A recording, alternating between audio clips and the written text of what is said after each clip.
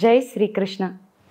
4 వేదముల, 18 పురాణముల, 108 ఉపనిషత్తుల, 30 ధర్మశాస్త్రముల మేల కలబోత, 2 ఇతిహాసాల సమాహారమై భవబంధాలను తొలగించి భవసాగరాన్ని దాటించే పరమ ఉత్కృష్ట దివ్య ఔషధామృతమే శ్రీమద్ భగవద్గీత. సాక్షాత్తు పద్మనాభుని ముఖపద్మము నుండి జాలువారిన ఆధ్యాత్మిక రసామృత అమృతధార ప్రవాహ గంగ అయినటువంటి భగవద్గీతను నిత్యం ఔపాసన గావించి భగవద్గీత గురించే అనునిత్యం శ్రమించి స్మరిస్తూ తరిస్తూ తప్పిస్తూ ధ్యానిస్తూ పూజిస్తూ వారి జీవితాన్ని అంకితం చేసి మనందరినీ తరింపజేయాలనేటటువంటి కాంక్షతో కంకణధారులైనటువంటి బ్రహ్మశ్రీ ఎల్వి గంగాధర శాస్త్రి గారు Kendra Sangeet Natak Academy awardee, Kalaratna awardee, గీతాగాన విశారద, గీతాగాన కౌస్తుభ,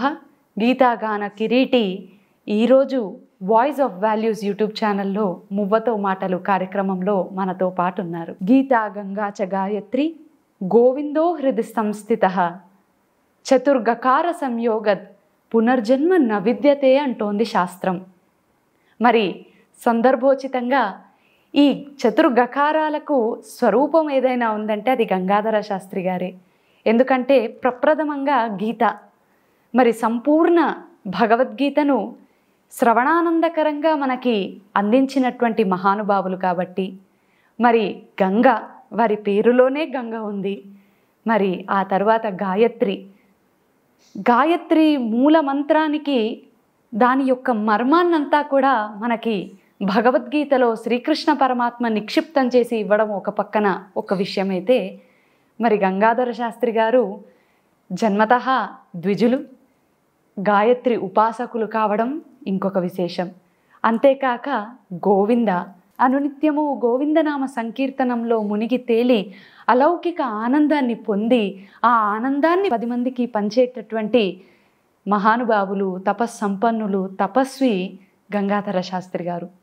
మరి వారితో ఈనాడు మనం ముచ్చటించి మనకున్నటువంటి అనేక సంశయాలకి వారు నివృత్తి చేస్తారని కోరుకుంటూ వారి పాద పద్మములకు నమస్కరిస్తూ ఈనాటి కార్యక్రమాన్ని ప్రారంభిద్దాం. నమస్కారం గురువుగారు. ఆయుష్మాన్ భవ. మువ్వ రాజేశ్వరి. ఈరోజు నాకు కూడా ఆనందంగా ఉంది. నీకే కాకుండా మామూలుగా ఇంటర్వ్యూలు మాత్రమే చేస్తారు, అదొక ఉద్యోగంలాగా చేస్తారు. కానీ ఇది సద్యోగం, ఉద్యోగం కాదు. నేను ఎప్పుడో ఒకసారి ఒక వేదిక మీద మిమ్మల్ని చూసినప్పుడు త్రిముఖ ప్రజ్ఞా సరస్వతి అని ఆ రోజునే నేను పేర్కొన్నాను. ఒకటి ఇటు సంగీతంతో అనుబంధం ఉంది, సాహిత్యంతో అనుబంధం ఉంది, అలాగే నాట్యంతో విశేషమైన అనుబంధం ఉంది, చాలా ప్రాచుర్యం ఉంది. ఎంతోమంది మహానుభావులు మిమ్మల్ని ఆశీర్వదించారు కూడా. ఎన్నో వేల మంది, లక్షల మంది ప్రేక్షకుల్ని మీ ఆంధ్ర నాట్య కళ ఏమంటారు సౌరభంతో చాలామందిని ఉరుతొలగించారు. అలాగే దేనికోసం పుట్టావు అంటే చాలామంది చాలా చెప్తారు.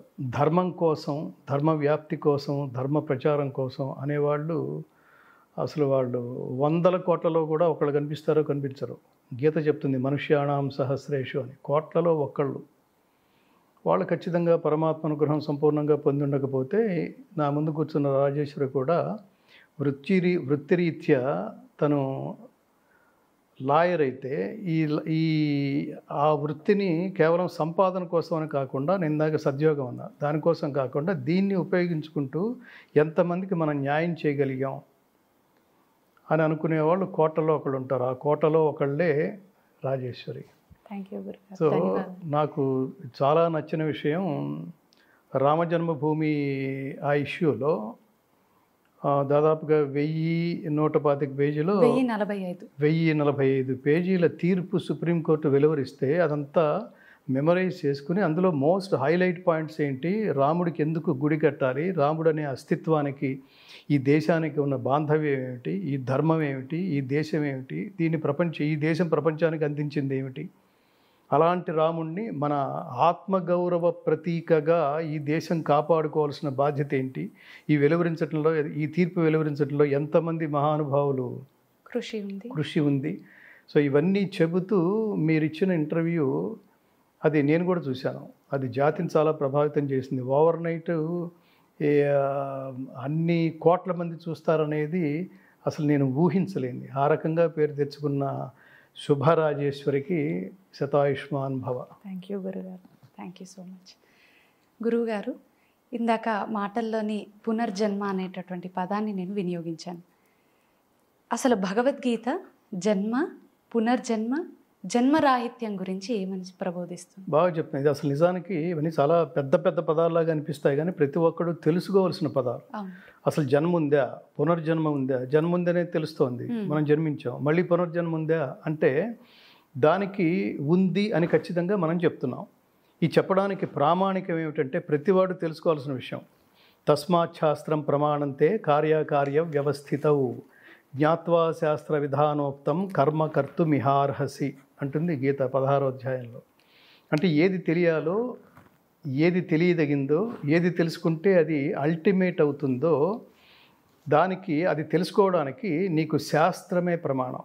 ఈ శాస్త్రమే గీతాశాస్త్రం. గీతాశాస్త్రం ఒకటి నేర్చుకుంటే ఉపనిషత్తులు నేర్చుకున్నట్టే, వేదం నేర్చుకున్నట్టే, పురాణాలు నేర్చుకున్నట్టే, భారతీయ సకల శాస్త్రాల సమాహారంగా భగవద్గీత నేర్చుకుంటే అన్ని శాస్త్రాలు నేర్చుకున్నట్టే. అందుకని గీతకి సర్వశాస్త్రమయ్యే అని పేరు. అలాంటి గీతని బోధించిన వాడు సాక్షాత్తు పరమాత్మ, భగవానుడిచే బోధించబడింది కాబట్టి దీనికి భగవద్గీత అని పేరు వచ్చింది. నాకు అదొక సంశయం, ఎందుకంటే కృష్ణ గీతానో లేకపోతే ఇంకేదైనా గోవింద గీతానో అనలేదు, భగవద్గీత అని ఎందుకన్నారంటే బోధించిన వాడు మానవ రూపంలో ఉన్న పరమాత్మ. ఇక్కడ రూపం అనడం కంటే మానవ జన్మ ఎత్తిన ఒక అవతార పురుషుడైన శ్రీకృష్ణ పరమాత్మ చేత బోధించబడినప్పటికీ వ్యక్తి స్థానంలో ఆయన మాట్లాడలేదు, ఆయన పరమాత్మ స్థానంలో మాట్లాడాడు. అందుకనే ఇమం వివస్వతే యోగం ప్రోక్తవానహం అవ్యయం అంటాడు. ఇప్పుడు నీకు ఏదైతే అర్జున నిష్కామ కర్మయోగాన్ని బోధించానో, నిష్కామ కర్మయోగం అంటే ఏమిటి? పని చేయి, దాని ఫలితం ఈ పని చేసే శక్తినిచ్చిన పరమాత్మకు వదిలిపెట్టు. చాలా లాజికల్గా ఉంటుంది భగవద్గీత అంతా. ఇదంతా నాదే, ఇదంతా నాదే అని కాలు ఎగరేస్తాం. ఏది అదంతా నీదే అయితే ఒకప్పుడు నువ్వు అద్భుతంగా చేసావు, ఇప్పుడు ఎందుకు చేయలేకపోతున్నావు? ఒకప్పుడు బ్రహ్మాండంగా ఆలోచించావు, ఇప్పుడు ఎందుకు ఆలోచించలేకపోతున్నావు? ఒకప్పుడు సక్సెస్లో ఉన్నావు, ఇప్పుడు ఎందుకు సక్సెస్లో లేవు? అన్నీ నేనే అయితే నేను ఎప్పుడు ఒకే రకంగా ఉండాలి కదా. సో దానికి చాలా స్పష్టత తెలియజేస్తుంది. అనేక సందేహాలకి భగవద్గీత మనకి ఈ రూపాల్లో తెలియజేస్తుంది, కారణాలన్నీ తెలియజేస్తుంది, మనకు అనేక సందేహాలను తొలగిస్తుంది. కాబట్టి మళ్ళీ మనం విషయంలోకి వస్తే పునర్జన్మ ఉంది అంటున్నాడు ఆయన.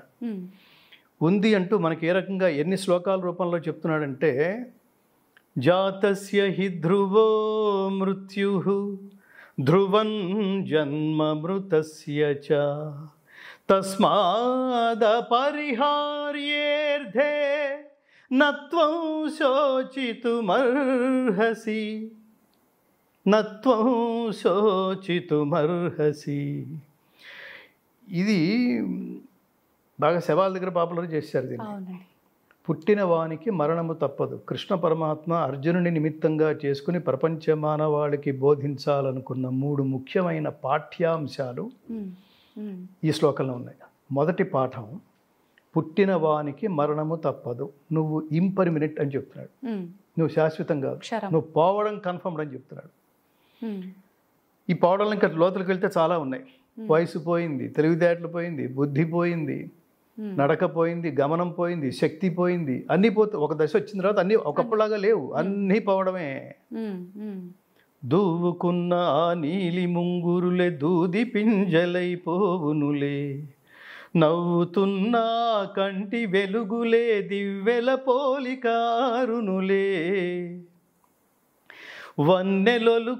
వన్నెలొలుకు ఆ చిగురు పెదవులై వాడి వత్తలైపోవునులే, నడుము వంగగా నీ వడలు కృంగగా, నడుము వంగగా వడలు కృంగగా, నడువలేని నీ బడుగు జీవితము వడవడవడకునులే, ఆశలు రేపే సుందర దేహం అస్థి పంజరం మౌనులే. అంటే ఇది నేను ఎప్పుడు చెప్తుంటాను, మనం అద్దంలో చూసుకుంటున్నప్పుడు నా అంత అందగాడు లేడు, నా అంత అందగత్తె లేదు అనుకున్నవాడు మళ్ళీ ఒక వయసు దాటిన తర్వాత అదే అద్దంలో చూసుకుని వాడికి వాడు జడుసుకోవడం ఖాయం. రూపంలో అయిపోతుంది. ఇది నేనేనా అని జడుసుకోవడం ఖాయం. నేను ఎప్పుడు చెప్తుంటాను ఈ విషయాన్ని ముందే మనకి గుర్తు చేస్తూ, చిన్నప్పుడే మనకు గుర్తు చేస్తూ, నీ భవిష్యత్తు ఇదేరా అని చెప్పడం కోసం ఆధార్ కార్డులో వాడు ఫోటో తీస్తారు చూడు. ఎవడన్నా ఈ ప్రపంచంలో నేను అందగాడు అనుకుంటే ఆధార్ కార్డుది ఒకసారి అనాలి వాడి ఫోటో వాడు తీసుకుని వాడు అప్పుడే జరుచుకుంటాడు. సో మొట్టమొదటి పాఠం నువ్వు పోవడం కన్ఫర్మ్డ్. రెండో పాఠం ధ్రువం జన్మ మృతస్య చ, నువ్వు మళ్ళీ పుట్టడం ఖాయం అంటున్నాడు పరమాత్మ. చెప్పినవాడు మామూలు వాడు కాదు, పరమాత్మ. పరమాత్మను ఎందుకు బిలీవ్ చేయాలంటే తర్వాత యోగాల్లో విశ్వరూప సందర్శన యోగంలో పరమాత్మ అనేవాడి శక్తి ఎలా ఉంటుంది, విశ్వవ్యాపకుడైన పరమాత్మ అనేవాడి రూపం ఎలా ఉంటుంది అదంతా చూపిస్తాడు. అది అర్జునుడి ద్వారా మనకి ఈ రోజుకి అంతే గగురుపాటు కలుగుతుంది ఆ విశ్వరూప సందర్శన యోగం చదువుతున్నప్పుడు. సో మరణించిన వాడికి జన్మము తప్పదు, జన్మము తప్పదు అన్నాడు. అంటే పునర్జన్మ కన్ఫర్మ్డ్. ఈ జన్మ దేని మీద ఆధారపడి ఉంటుందంటే పూర్వం ఏ కర్మ అయితే చేశావో దాని ఫలితం అనుభవించడానికే నువ్వు పుడతావు అనేది కన్ఫర్మ్ చేస్తున్నాడు. చెప్పినవాడు మానవుడు కాదు, అందుకని నమ్మి తీరాలి. ముందు నీకు దైవం మీద, కృష్ణుడి మీద, ఆ అవతారం మీద నీకు నమ్మకం ఉందా? నమ్మకం ఉంటే ఇవన్నీ పరిగణనలోకి వస్తాయి, లేకపోతే గొడవ లేదు. ఇప్పుడు ఫేస్బుక్లో విచ్చలవిడిగా బిహేవ్ చేస్తున్నారు చూడండి. సో దానికి ఏం ఆన్సర్ ఏం లేదు. ఒక దుర్మార్గుడైన డైరెక్టర్ కూడా మాట్లాడుతుంటాడు చూడండి, ఏది తోస్తే అది, నోటికి ఏదొస్తే అది, అలా మాట్లాడడానికి వీల్లేదు. నోటికి ఏదొస్తే అలా మాట్లాడడానికి వీల్లేదు. ఇంద్రియాలను అదుపులో పెట్టుకోవాలి. నాకు ఇలా మాట్లాడాలనిపిస్తోంది, నాకు ఇలా బిహేవ్ చేయాలనిపిస్తుంది అన్నా అంటే నీకు జంతువుకి తేడా లేదని అర్థం. జంతువులు పబ్లిక్లో కూడా అలాగే బిహేవ్ చేస్తాయి. నీ మనసులో ఏమన్నా అనుకుంటే అది వేరే విషయం. దాన్ని బయటికి అనేస్తే దాని ప్రభావం సమాజం మీద చాలా దారుణంగా ఉంటుంది. ఇది తెలుసుకోవాలి. నాకు బాగా నచ్చింది ఏంటంటే మీ ప్రోగ్రామ్ పేరు కూడా values of life, voice of life. అదే వాల్యూస్ ఆఫ్ లైఫ్ కూడా ఆ జీవితాన్ని విలువైన జీవితం గడపటం. విలువైన జీవితం గడపడం అంటే ఏమిటంటే మనం వెళ్ళిపోయిన తర్వాత కూడా మనల్ని పరిశీలించేవాళ్ళు ఎవడరా ఇది చెప్పింది అని క్లిక్ చేస్తారు. కొన్ని దశాబ్దాల తర్వాత, శతాబ్దాల తర్వాత అదే యూట్యూబ్లో క్లిక్ చేస్తారు. ఎవడో ఈ అమ్మాయి ఎంత బాగా చెప్తోంది, ఈ సబ్జెక్ట్ ఏంటి? భగవద్గీత. భగవద్గీత అనేది అత్యంత పవిత్రమైంది, అత్యంత శాశ్వతమైంది. ఇప్పటికి 5125 సంవత్సరాల తర్వాత కూడా భగవద్గీత ఎక్స్పైరీ డేట్ లేకుండా ఉంది అంటే ప్రపంచంలో మిగతా మత గ్రంథాలన్నీ, మతం అంటే అభిప్రాయం, ఎవడి అభిప్రాయం అయితే ఒక వర్గానికి మాత్రమే పరిమితం అవుతుందో దాని పేరు మతం. ఎవడి అభిప్రాయం అయితే సార్వజనీనం అవుతుందో, దానికి దేశ కాల జాత్యాదులకు అతీతం అవుతుందో, ఎక్స్పైరీ డేట్ ఉండదో, శాశ్వతమైన అభిప్రాయం అవుతుందో, భలే చెప్పాడని ప్రపంచంలో ప్రతి ఒక్కడూ అనగలడో, మనం ఈ మార్గంలోనే వెళ్ళాలి, ఇదే కరెక్ట్గా అనిపిస్తోంది అనే అభిప్రాయం అందరికీ, సర్వ మానవాళికి కలుగుతుందో దాని పేరు ధర్మం. అది మతం కాదు. కాబట్టి ఆ అండర్లైనింగ్ ఈ దృష్టాంతం దృష్ట్యా భగవద్గీతని మత గ్రంథము అనరాదు. కాబట్టి మళ్ళీ పాయింట్లోకి వస్తే, కాబట్టి పునర్జన్మ ఉంది, మళ్ళీ జన్మ ఉంది, కాబట్టి ఒళ్ళు దగ్గర పెట్టుకో. దీన్ని సాధారణ ప్రజలకు ఎలా చెప్పాలంటే, ఇంట్లో అమ్మా నాన్న ఉన్నారు అంటే బిడ్డల ప్రవర్తన ఒక రకంగా ఉంటుంది, అమ్మా నాన్న లేరంటే ఒక రకంగా ఉంటుంది. బయట సమాజంలో అడుగు పెడితే పోలీసులు ఉన్నారు అనే భయం ఉంటే మన ప్రవర్తన ఒక రకంగా ఉంటుంది. శిక్ష ఇవన్నీ చూస్తుంటాం, ప్రవర్తన ఒక రకంగా ఉంటుంది. అలాగే పునర్జన్మ, మళ్ళీ జన్మ ఉంది, అది నువ్వు చేసే కర్మల మీద ఆధారపడి ఉంటుంది అనేది కూడా నువ్వు కన్ఫర్మ్గా తెలుసుకుంటే ఈ జన్మంతా కరెక్ట్గా ఉంటుంది. ఇంట్లో అమ్మా నాన్న ఉన్నారు అంటే ఆ కాసేపు మనకు ప్రవర్తన కరెక్ట్గా ఉంటుంది, లేకపోతే ఇంకో రకంగా ఉండొచ్చు. సమాజంలో ఇప్పుడు ఎవరు ఈ చీకట్లో పోలీసులు ఎవరు లేరు అని అనుకుంటే ఆ ప్రవర్తన ఇంకో రకంగా ఉండొచ్చు. కానీ నువ్వు చేసిన ఫలితం ప్రతిదీ కృతం కర్మ శుభాశుభం. ఏమిటి? అవశ్యం అనుభోక్తవ్యం. నువ్వు ఖచ్చితంగా అనుభవించి తీరాల్సిందే. అవశ్యం అనుభోక్తవ్యం, నువ్వు అనుభవించి తీరాల్సిందే. ఏమిటది? కృతం కర్మ, నువ్వు చేసిన కర్మ శుభాశుభం. అది శుభమైనప్పటికీ అది అశుభమైనప్పటికీ రెండూ నీ అకౌంట్లే. అదే భగవద్గీతలో కూడా మళ్ళీ పునరుద్ఘాటిస్తాడు పరమాత్మ. నాదత్తే కస్యచిత్ పాపం నచైవ సుకృతిం విభు అజ్ఞానేన ఆవృతం జ్ఞానం తేన ముహ్యంతి జంతవః. ఎవని పాప పుణ్యములను పరమాత్మ స్వీకరింపడు. నీ పాప నీ అకౌంటే, నీ పుణ్యం నీ అకౌంటే. అందుకని ఒళ్ళు దగ్గర పెట్టుకుని ఒక ఓన్లీ ఎగ్జామ్స్ టైంలోనే కాదు, నువ్వు ఏం రాస్తున్నావో ఆ రాసిన తాలూకు ఫలితమే వస్తుంది తప్ప నువ్వు 10 మార్కులు క్వశ్చన్ రాసి నాకు 100 మార్కులు రావాలనుకుంటే రాదు. అవునండి. లైఫ్ కూడా అంతే, నువ్వేం చేస్తున్నావో దాని తాలూకు ఫలితం నువ్వు ఖచ్చితంగా అనుభవించాలి. కాబట్టి పరీక్ష ఎలా అయితే బాగా రాయాలని కోరుకుంటావో జీవితం అనే పరీక్షను కూడా బాగా రాయినన్నా, దానికి ఒక టెక్స్ట్ బుక్ ఇచ్చాను, దానికి ఒక సిలబస్ బుక్ ఇచ్చాను, దాని పేరే భగవద్గీత అన్నాడు పరమాత్మ. కాబట్టి దీనికి ఇంకో ఎక్స్టెన్షన్ ఏంటంటే నా హన్యతే హన్యమానే శరీరే అంటాడు. చంపబడేది శరీరమే కానీ ఆత్మ కాదు. ఆత్మ శాశ్వతమైంది. అది మళ్ళీ ఇంకొక దేహాన్ని పొందుతుంది. జీవుడు ఒక శరీరం విడిచిపెట్టి ఇంకో శరీరంలోకి వెళుతున్నప్పుడు అని ఇంకో చోట ప్రస్తావిస్తాడు. శరీరం యదవాప్నోతి యచ్చాప్యుత్క్రామతీశ్వర గృహీత్వైతాని సంయాతి వాయుర్గంధ నివాసయాత్. జీవుడు ఒక శరీరం విడిచిపెట్టి ఇంకో శరీరంలోకి వెళుతున్నప్పుడు వాడితో పాటు ఒక ప్యాకేజ్ తీసుకువెళ్తాడు అంటాడు. ఏంటా ప్యాకేజ్ అంటే మనస్సు, ఇంద్రియాలు. నువ్వు చేసే కర్మల తాలూకు ఫలితం మనస్సుకి పట్టుకుని ఉంటుంది, ఇంద్రియాలకి పట్టుకుని ఉంటుంది. అందుకనే వాడు తర్వాత జన్మలో ఏ పని అయితే చేస్తూ జన్మని చాలిస్తాడో ఆ పనితో మొదలెడతాడు. వాడు పుడుతూనే వాళ్ళమ్మ పాట పాడుతుంటే అలా వింటూ ఉంటాడు అనమాట శ్రద్ధగా. పూర్వజన్మ వాసన బలం వల్ల. ఇవన్నీ సంస్కారాలు అంటారు. సంస్కారము నీకు సంగ్రహించబడింది, పూర్వజన్మ నుంచి ఇప్పుడు వచ్చింది. ఏదైతే నీ దగ్గరకు వచ్చిందో ఆ రకంగా బిహేవ్ చేస్తావు నువ్వు తెలియకుండా. మా ఇంట్లో మా ఇంట్లో అందరూ మాంసాహారం భుజిస్తారండి.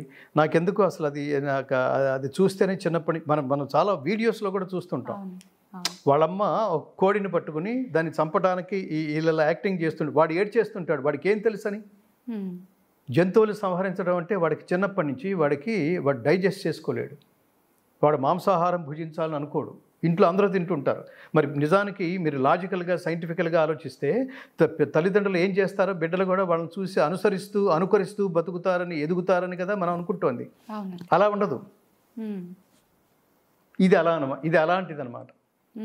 ఒకడు శుద్ధ శ్రోత్రియ వంశంలో పుట్టారంటాడు. వాడు చిన్నప్పటి నుంచి అదే మద్యం మాంసం ఇదే పనిలో ఉంటాడు. కాబట్టి ఇవన్నీ ఖచ్చితంగా మనకి ఏదైతే లాజిక్కి అందదో అక్కడి నుంచి వేదం మొదలెడుతుంది లాజిక్ చెప్పడం. దట్ ఈస్ నేను ఎందుకని చెప్తుంటాను, Vedas and Shastras are not against the logic but they are beyond the logic. So అట్లా నైనం ఛిందంతి శస్త్రాణి నైనం దహతి పావకః నచైనం క్లేదయంత్యాపః నశోషయతి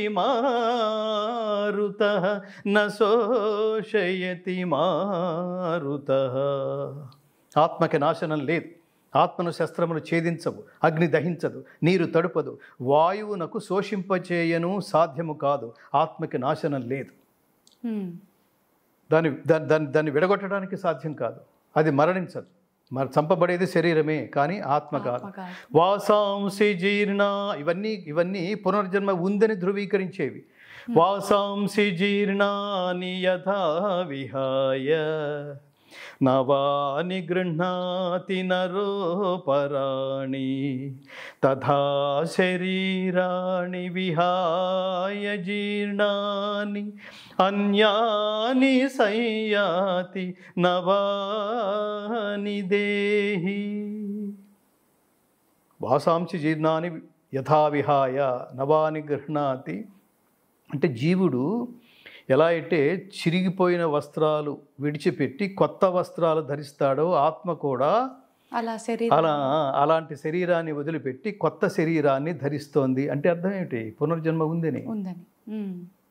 సో అనేక రూపాల్లో అనేక సందర్భాల్లో అనేక శ్లోకాల రూపంలో అనేక ఉపదేశం కృష్ణ పరమాత్మ అర్జునుడికి ఉపదేశం చేసే ఆ మార్గంలో అనేకమైన దృష్టాంతాల రూపంలో చెప్తాడు, అనేక రూపాల్లో చెప్తాడు, అనేక విధాలుగా చెప్తాడు. నాయన కర్మ తాలూకు ఫలితాన్ని నువ్వు అనుభవించవలసిందే.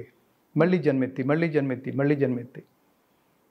లేదు నాకు ఇదంతా స్ట్రెన్యువస్గా ఉంది లేదు అనుకుంటే పూర్తిగా ధర్మ మార్గంలో ఉండు. సమస్త కర్మల ఫలితాన్ని నాకు అర్పించు. సర్వధర్మాన్ పరిత్యజ్య నాకు అర్పించు. బహూనాం జన్మనామంతే, ఆ శ్లోకం రూపంలో మళ్ళీ జన్మలు ఉన్నాయని చెప్తున్నాడు. బహూనాం జన్మనామంతే జ్ఞానవాన్ మాం ప్రపద్యతే. కొన్ని కోట్ల జన్మలు ఎత్తిన తర్వాత చీ ఏదో కొంత స్పృహ ఏదో కలుగుతోంది. ఇప్పటికి చాలా జన్మలు ఎత్తేసాను, స్ట్రెయిన్ అవుతున్నాను, నాకెందుకో ఈ రెగ్యులర్ ఈ వేస్ ఏది నచ్చట్లేదు, ఈ లౌకికమైన మార్గం ఏదో నచ్చట్లేదు, అనిత్యం అసుఖం లోకం, ఇది నిత్యమైంది కాదు, శాశ్వతమైంది కాదు, సుఖం తర్వాత దుఃఖం వస్తుంది, దుఃఖం తర్వాత సుఖం వస్తుంది, ఎక్కడ మనశ్శాంతి లేదు, మళ్ళీ దీనికోసం యోగా, దీనికోసం మెడిసిన్స్, వాడు 100 మెడిసిన్స్ రాసి 101 మెడిసిన్ యోగా చేయమంటున్నాడు. అంటే వీటికి తగ్గదంటారా డాక్టర్ గారు? అంటే తగ్గుతాయి నాయన. అసలు నీ ప్రపంచం అంతా ఇప్పుడు ఈ రోజున మనస్సు మీద రీసెర్చ్ చేస్తోంది. మనస్సు మీద దేనికి చేస్తోందంటే నీ మనసుకు అనుగుణంగానే ఆరోగ్యం, నీ మనసుకు అనుగుణంగానే అనారోగ్యం. గీత కూడా అది చెప్పారు, ఉద్ధరేదాత్మనాత్మానం నాత్మానం అవసా. సైన్స్ ఇది సైన్స్. అందుకనే ఈ మధ్య రీసెర్చ్లో మధుమేహానికి చాలా విశేషమైన మందు భగవద్గీత అని చెప్తున్నాడు. అంటే భగవద్గీత పుస్తకం చదివితే డయాబెటీస్ తగ్గిపోతుందని కాదు, పుస్తకం చదివితే బీపీ తగ్గిపోతుందని కాదు, మిగతా రోగాలు తగ్గిపోతాయని కాదు, అసలు మ్యాక్సిమం రోగాలకి మనస్సే కారణం. అందుకని మనిషికి మనసే మిత్రుడు, మనసే శత్రువు.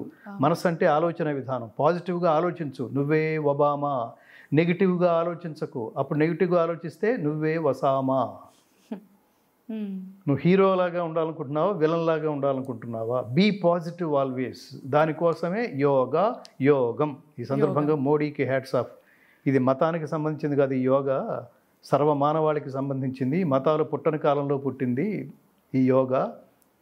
అందరూ చేసి ఆరోగ్యంగా, మానసిక ఆరోగ్యంగా ఉండండి, పాజిటివ్గా ఉండండి.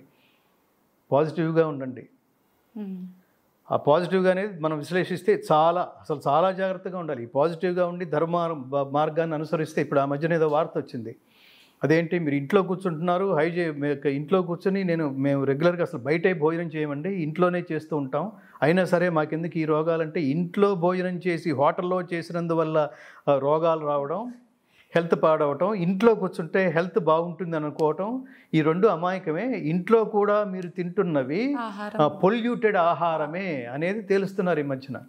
వాడు అర్జెంటుగా డబ్బు సంపాదించాలంతే.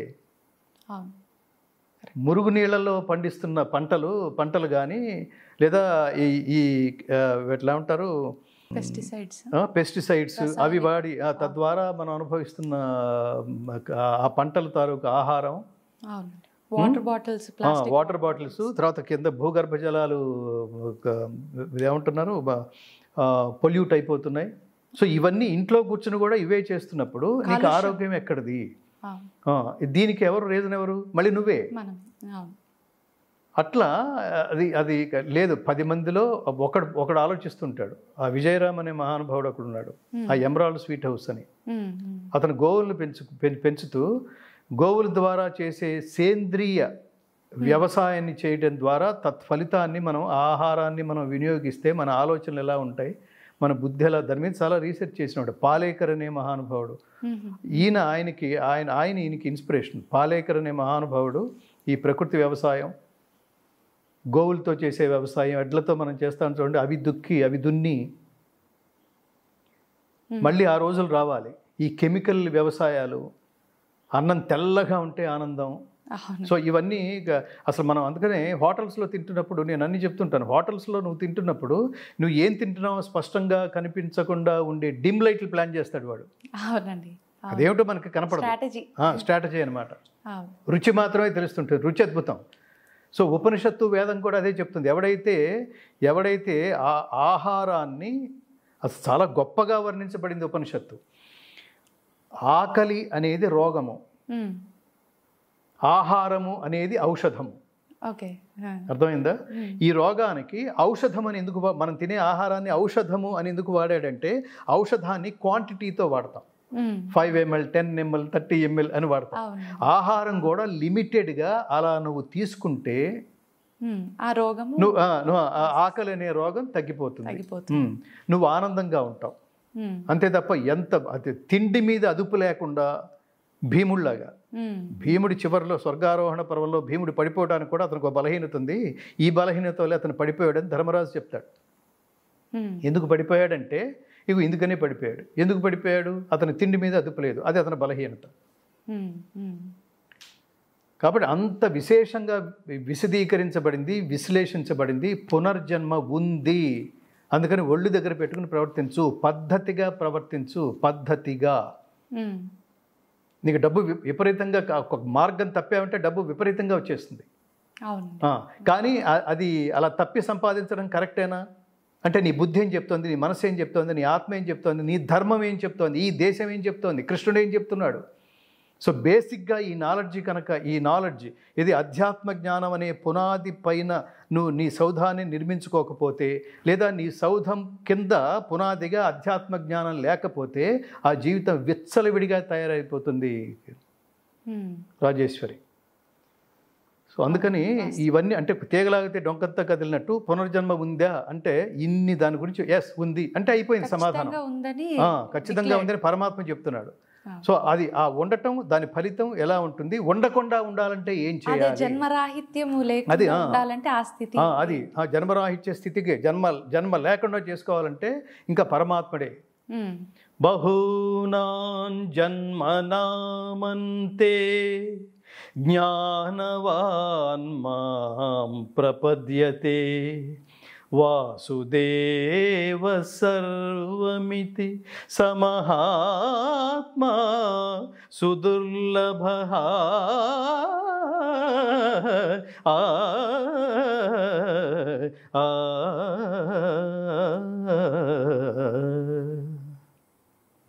సో అన్ని భగవద్గీత, ప్రతిదీ భగవద్గీత జీవనగీత, ప్రతి శ్లోకం ఒక పాఠం. శ్రీకృష్ణ పరమాత్మ అర్జునుడికి ఉపదేశించిన 574 శ్లోకాలు, 574 పాఠాలు. మళ్ళీ మనకి జన్మ లేకుండా చేయాలంటే ఏం చేయాలి అని అడిగితే నేను చెప్తుంటాను, ఈ 574 శ్లోకాలని ఒక్కొక్క జన్మకి ఒక్కొక్కటి నువ్వు ఆచరించినా కూడా 574 జన్మల్లో నీకు మోక్షం వచ్చేస్తుంది. ఒక జన్మంతా నువ్వు వినడమే సరిపోతుంది, ఇంకో జన్మంతా అర్థం చేసుకోవడం ఆచరించడం అంత ఈజీ కాదు. భగవద్గీత చాలా టఫెస్ట్ లాంగ్వేజ్. భగవద్గీత అల్టిమేట్ దాని ధ్యేయం ఏమిటంటే ఆచరణ, నాట్ పఠనం. 700 శ్లోకాలు నాకు వచ్చు అన్నాడంటే పరమాత్మ నవ్వుకుంటుంటాడు. ఇదేం పరీక్ష కాదు, అది నీకు వచ్చా 13వ అధ్యాయంలో 13వ శ్లోకం చెప్పు అంటే అట్లా అది రాగానే వచ్చేసిరా నీకు వచ్చే దేవుడు చప్పట్లు కొడతాడు అనుకోవటం అవివేకం. ఆ దేవుడి దృష్టిలో రావడం అంటే అది ఆచరించడం రావడం అని అర్థం. భగవద్గీత ఆచరించిన వాడికి మోక్షమే. చాలా అద్భుతంగా వివరించారు గురువు గారు. మరి ఇందాక యోగము అని ఒక పదాన్ని మీరు వినియోగించారు. మరి మొదటి అధ్యాయంలో చూసుకుంటే మనకి అర్జున విషాద యోగం అని ఉంది. మరి విషాదం కూడా యోగమేనా? విషాదం కూడా యోగంగా ఎందుకు వర్ణించబడిందంటే ఎవడి విషాదమైనా యోగం కాదు, అర్జునుడి విషాదం మాత్రమే యోగం. అర్జునుడు దేనికి యోగమైంది? అతను ధర్మం కోసం పరితపించాడు. నాకు ధర్మభిక్ష పెట్టు అన్నాడు, నేను అజ్ఞానంలో ఉన్నాను అన్నాడు. శిష్యస్తేహం శాధిమాం త్వాం ప్రపన్నం, నేను నీ శిష్యుణ్ణి, నేను ఈ ధర్మ నిర్ణయంలో నేను ధర్మ నిర్ణయం చెయ్యజాలని పరిస్థితుల్లో ఉన్నాను. ఏది శ్రేయస్కరమో ఆ ధర్మాన్ని నాకు ఉపదేశించు, నేను ఇప్పుడు ఆలోచించే పరిస్థితుల్లో కూడా లేను. శిష్యస్తేహం శాధిమాం, నన్ను శాసించు, నేను నీ శిష్యుణ్ణి, శరణుజొచ్చాను. ఇది శరణాగతి శ్లోకం అంటారు భగవద్గీతలో. సో అన్నాడు. కాబట్టి నువ్వు ధర్మం కోసం పరితపిస్తే, ధర్మం కోసం ఏడిస్తే, ధర్మం కోసమే ఏడవాలి. లౌకికమైన ప్రయోజనాల కోసం ఏడిస్తే అది ధర్మం అవ్వదు, అది యోగము అవ్వదు. యోగం అంటే కలయిక. ఎవరితో కలయిక? ధర్మంతో కలయిక. దేంతో కలయిక? ధర్మంతో కలయిక. ఎవరితో కలయిక? పరమాత్మతో కలయిక. ఈ ధర్మాన్ని నిర్దేశించిన వాడు కాబట్టి, జగన్నియామకుడు కాబట్టి, సృష్టికర్త కాబట్టి, అందుకని పరమాత్మని, కృష్ణుణ్ణి తన పరమాత్మగా భావిస్తున్నాడు కాబట్టి ప్లీజ్ నన్ను అనుగ్రహించు, నేను ఏం చేయాలో అర్థం కావట్లేదు, నాకు శరీరం వణికిపోతోంది, గొంతు గద్గదం అయిపోతోంది, ధనుర్బాణాలు నేను వదిలేశాను, నేను భిక్షం ఎత్తుకుని బతకడానికైనా సిద్ధపడుతున్నానని ఎంత మాట అంటున్నాను ఒక చక్రవర్తిని అయ్యుండి.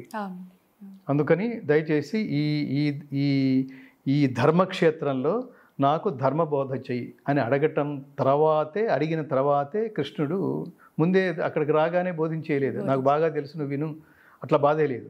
దీని అంతరార్థం కూడా మనకు లాంగ్వేజ్ ఉంది కదా, మనకు నాలెడ్జ్ ఉంది కదా అని ఎవరిని కనిపించిన ప్రతివాడికి వెళ్ళి బాధేయకూడదు. నెక్స్ట్ డే వాడు కనిపిస్తే వాడు సందులోంచి పారిపోతుంటాడు. కృష్ణుడు ఎక్కడ మొదలెట్టాడు? నేను నీ శిష్యుణ్ణి, అప్పటిదాకా ఏమన్నాడు? బావా బావా అన్నారు, ఫ్రెండ్స్ అనుకున్నారు, జోకులు వేసుకున్నారు. ఇప్పుడు పాదాల దగ్గర కూర్చొని నేను నీ శిష్యుణ్ణి, పరమాత్మ నాకు ఉపదేశించు అన్నాడు. ఇప్పుడు కృష్ణుడిలో బావని చూడలేదు, ఎవరిని చూశాడు? దైవాన్ని చూశాడు, గురువుని చూశాడు. అందుకనే కృష్ణం వందే జగద్గురుం, జగద్గురుం. సో అందుకని అది యోగమైంది. యోగానికి ఇంకొక యాగం అంటే అర్థం ఏంటంటే యుజ్యతే ఇది యోగ. యోగం అంటే కలయిక. దేంతో కలయిక? మనిషి ధర్మంతో కలిస్తేనే అది యోగం అవుతుంది. మనిషి ఆరోగ్యంతో కలిస్తేనే యోగం అవుతుంది. ఇద్దరు మనుషులు కలిస్తే మామూలు కలయిక. ఇద్దరు మనుషులు కలిసి నిరంతరం ధర్మం కోసం, లోక శ్రేయస్సు కోసమే ఆలోచిస్తూ ఉన్నప్పుడు, లేదా అలా ఆలోచించడం కోసమే మన ఇద్దరం కలవటం వల్ల లోకానికి ఏంటి ప్రయోజనం అని లోక ప్రయోజనం కోసమే నిరంతరం కలుస్తుంటే అది యోగమే. బట్ అల్టిమేట్ యోగం ఏమిటంటే జీవాత్మ పరమాత్మతో కలవడం, అది యోగం. అద్భుతం, చాలా బాగా చెప్పారు గురుగారు.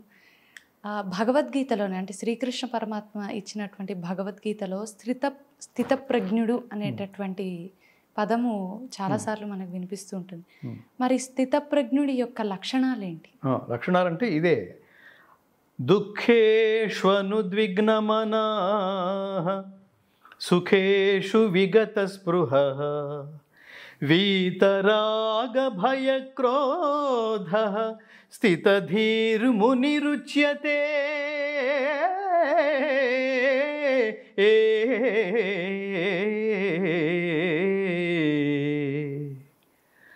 స్థితప్రజ్ఞుడి లక్షణాలు ఏమిటంటే, ఓన్లీ స్థితప్రజ్ఞుడి లక్షణాలు ఇవి అని చెప్పటం కంటే కూడా అవి చెప్తాం, ప్రతివాడు దీన్ని ఆచరించాలనేది చెప్పాలి. Bottom line of this Shloka is everybody should move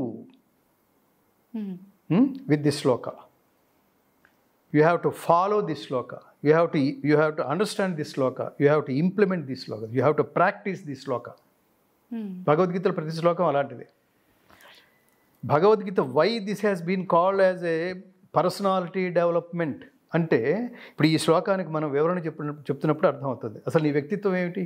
నీ ఆలోచన విధానమే నీ వ్యక్తిత్వాన్ని నిరూపిస్తుంది, అంతే కదా. నువ్వేం ఆలోచిస్తున్నావు? సక్సెస్ వచ్చినప్పుడేమో గంతులు వేస్తున్నావు, ఫెయిల్యూర్ వచ్చినప్పుడేమో ఈ ప్రపంచం అంతా బద్దలైపోయింది అన్నట్టుగా ప్రవర్తిస్తున్నావు. ఈ రెండు మంది కాదు. మనం ఏదో పని చేసాము, చేసిన పని ఎవడో మనకి ఇచ్చిన పని మనం చేసాం.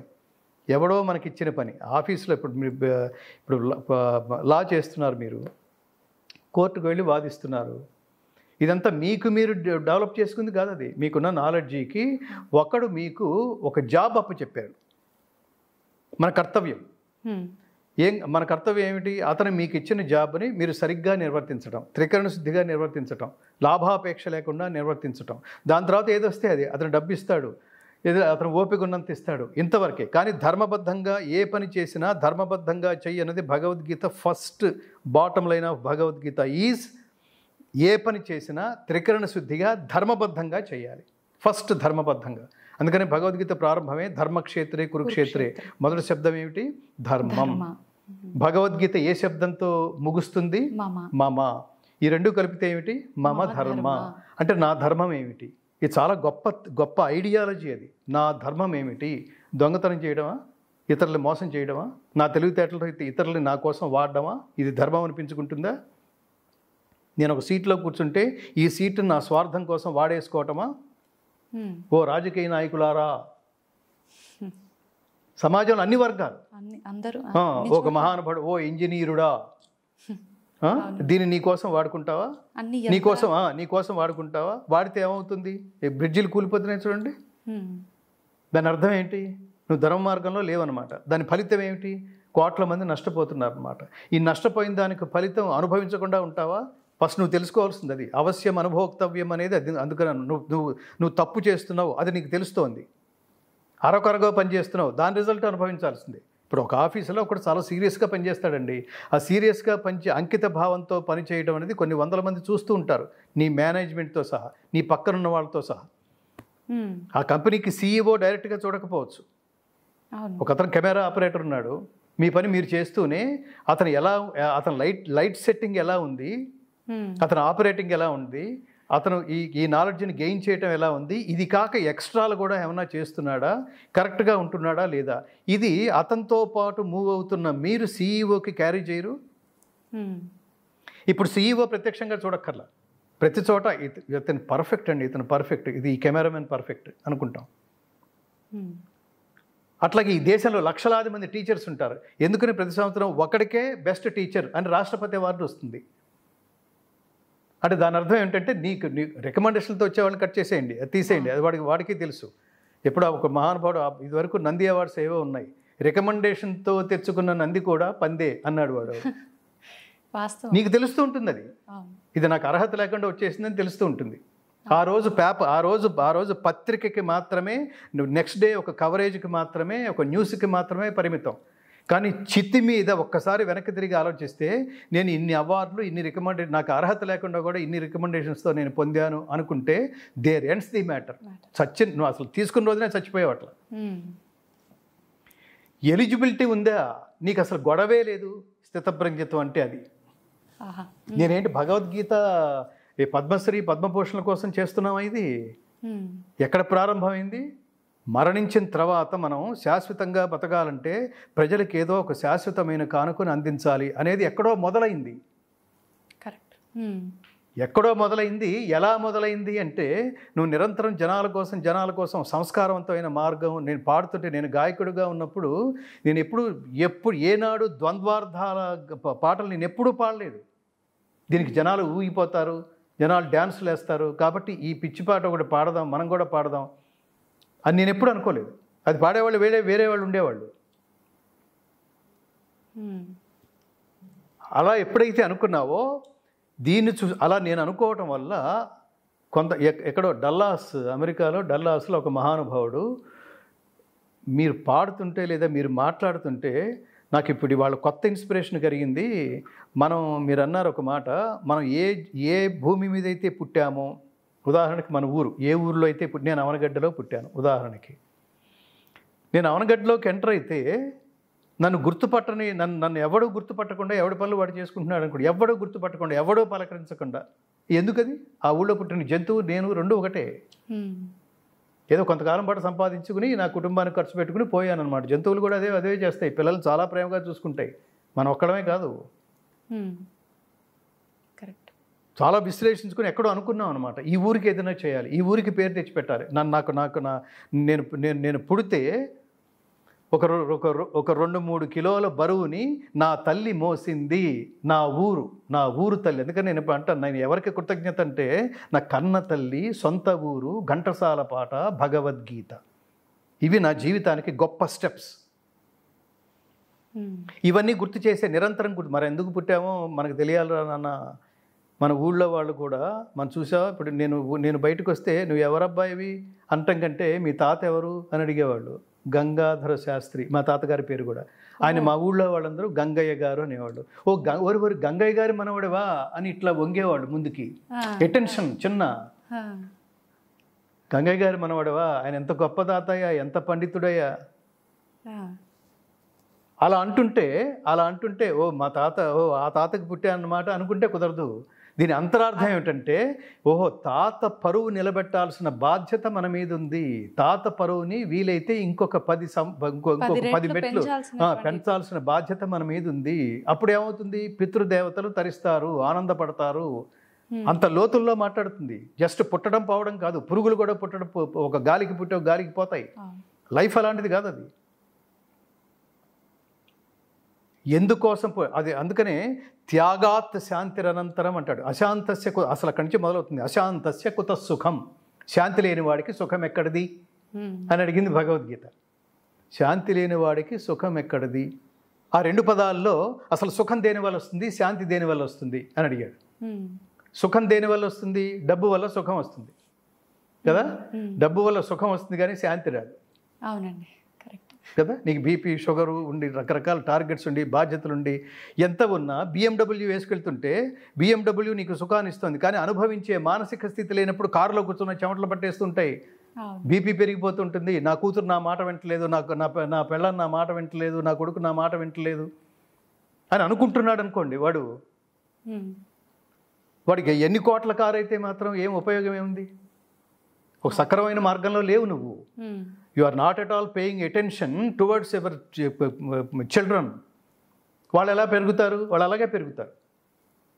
నువ్వు వాళ్ళకేం అటెన్షన్ ఇవ్వలేదు, నీ ఐడియాలజీ చెప్పలేదు, నీ భార్య ఐడియాలజీ వాళ్ళకి తెలియదు, అమ్మా నాన్న పట్ల వాళ్ళ గౌరవం తెలియదు, వాళ్ళు ఎంత గొప్పవాళ్ళో తెలియదు. కేవలం కంఫర్ట్స్ ఇస్తున్న ఏమంటారు మెషిన్స్ లాగానే వాడు చూస్తున్నాడంటే తప్పు వాడిది కాదు, నీదే తప్పు. అందుకనే తల్లిదండ్రులారా, మీరు మీ బిడ్డలతో మీ విలువైన సమయాన్ని మీ అంతకంటే విలువైన బిడ్డలతో మీరు గడపండి, వాల్యూస్తో గడపండి. వాట్ ఈజ్ మళ్ళీ అక్కడికే వచ్చాం, వాల్యూస్, వాయిస్ ఆఫ్ వాల్యూస్.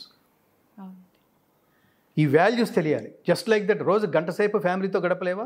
దాని క్వాలిటీ టైం అంటున్నాం. ఈ రోజు నా ప్రోగ్రెస్ ఇది చెప్పుకొని భార్యకి, ఎంత ఆనందం అది. భార్యకి చెప్తున్నాగా బిడ్డలు వింటూ ఉంటారు, ఓ ఈరోజు నాన్న ప్రోగ్రెస్ ఇది. రోజు నాన్న ఇంటికి రాగానే ఒక ప్రోగ్రెస్ మీద ఒక చిన్న మీటింగ్ ఉంటుందన్నమాట. ఇప్పుడు నెక్స్ట్ నాన్న ఇటు తిరిగి చూశాడు, అమ్మాయి అమ్మో అదిరిపోయింది నాకు, అమ్మో ఇప్పుడు నన్ను అడుగుతాడేమో ప్రోగ్రెస్ అనే మోడ్లో వాడు ఆపరేట్ చేసుకుంటాడు. ఇప్పుడు చెప్పరా ఇవాళ ఏంటి, ఏమేం చేసావు అని అడుగుతాడు. అమ్మ మా నాన్న టైగర్ రా, వీడు ఆ పేరు పెట్టి బయట వీడు ప్రచారం చేసుకుంటూ ఉండొచ్చు, కానీ టైగర్ లాగానే ఉండాలి, అడగాలి. Is also like a teacher. Mother is a teacher, first teacher. Father is next teacher, third teacher, మన స్కూల్కి వెళ్ళే టీచర్. వాడికి అడిగింది కొనిపెట్టేసి, అడగంది కొనిపెట్టేసి, వాడికి అర్హత ఉన్నది కొనిపెట్టేసి, లేనిది కొనిపెట్టేసి, అక్కడ ఆ పాయింట్ దగ్గర గుర్తుపెట్టుకోవాలి. God gives you what you deserve, not what you Dzire. దేవుడు కోరికను బట్టి ఇవ్వడు, అర్హతను బట్టే ఇస్తాడు. దేవుడంతటి వాడే అర్హతను బట్టి ఇస్తున్నప్పుడు అసలు తల్లిదండ్రులు ఎలా ఇవ్వాలి పిల్లలకి? 5వ తరగతి నుంచే వాడికి సెల్ ఫోన్స్ ఏంటి, స్మార్ట్ ఫోన్స్ ఏంటి, వాడికి ఎంత స్ట్రెస్. చిన్నప్పటి నుంచి, పుట్టినప్పటి నుంచే వాడు ఫేస్బుక్ కెలుగుతూ మా అమ్మా నాన్నను చూసి మా అమ్మా నాన్నల ఐడియాలజీని చూస్తూ అబ్జర్వ్ చేస్తూ పెరిగాను అని చెప్పుకోవాలి కదా. లేదు, నేను ఫేస్బుక్ చూస్తూ పెరిగాను, వాట్సాప్ చూస్తూ పెరిగాను, ఇదంతా మొత్తం చెత్త చెదారం నాన్ సెన్స్, కానీ దీనికే అలవాటు పడిపోయాను. అప్పుడు వాల్యూస్ ఉండవు. ఎందుకంటే విచ్చలవిడిగా బతికేస్తున్నారు. ఫేస్బుక్ అయితే అసలు ఎవడరా మిమ్మల్ని కన్న తల్లిదండ్రులు ఎవర్రా అని అడగాలనిపిస్తుంది. ఏంటి తల్లి ఇలాంటి దుర్మార్గులు కన్నావు అని అడగాలనిపిస్తుంది. నా డ్రెస్సు నా ఇష్టం అంటున్నావు, రోడ్డు మీదకి వచ్చి నీ ఇష్టం నీ ఇంట్లోనే. ఆడపిల్లలు అలా మాట్లాడుతున్న అత్యంత దురదృష్టం. స్త్రీ తత్వం ఆకర్షించటం, మగవాడి తత్వం ఆకర్షింపబడటం. ఈ ఆకర్షింపబడేవాడిలో అనారోగ్యకరమైన భావోద్వేగాలను రెచ్చగొడుతున్నావా, ఆరోగ్యకరమైన భావోద్వేగాలను రెచ్చగొడుతున్నావా? కనీసం ఈ మాత్రం సబ్జెక్టు సెన్స్ నాలెడ్జ్ నీకు లేదు. వాడు ఏ దృష్టితో చూస్తాడు, చూసిన వాడు ఎలా ప్రవర్తిస్తాడు, ఇంత ఆలోచించడం కదా వీడు. అందుకని దర్శకులు కాదు దార్శనికులు అనాలి. నువ్వు ఇప్పుడు ఏం చేస్తున్నావు, దాని తాలూకు ఫలితం ఎలా ఉంటుందో ఊహించి చెప్పగలిగేవాడు. అలా బిహేవ్ చేస్తున్నారంటే ఎక్కువ మంది ఆడపిల్లలు. ఒకళ్ళు మీన్గా బిహేవ్ చేస్తే, ఒకళ్ళు ఇండీసెంట్ డ్రెస్ వేసుకుంటే, మనం కూడా ఇలా 4 మెట్లు దిగితే మనకు కూడా వ్యూస్ వస్తాయి, లైక్స్ వస్తాయి అని అనుకుంటే, అప్పుడు ఇలాంటి డ్రెస్సులు ఉంటాయా? అది అంతలోతులకు అనుద్వేగకరం అనే మాట మాట్లాడుతుంది భగవద్గీత. దానికి ఇంత సారాంశం ఉంది. అందుకని నా ఇష్టం అనే పదం బుర్రలోంచి తీసేయాలి. డిక్షనరీ నుంచి తీసేయాల్సిన పదం నా ఇష్టం అనేది తీసేయాలి. నీ ఇష్టం ఏ రూపంలోనూ అనారోగ్యకరమైన స్థితిని సమాజానికి అందించకపోతే అప్పుడు నీ ఇష్టం గొప్పదే అనాలి. నువ్వేంటండి అది తింటున్నారంటే అది నా ఇష్టం అన్నావు అనుకో, ఆ నీ ఇష్టం అనేది ఆదర్శప్రాయంగా ఉంది అనుకో, అది కరెక్ట్ ఇష్టం అనమాట.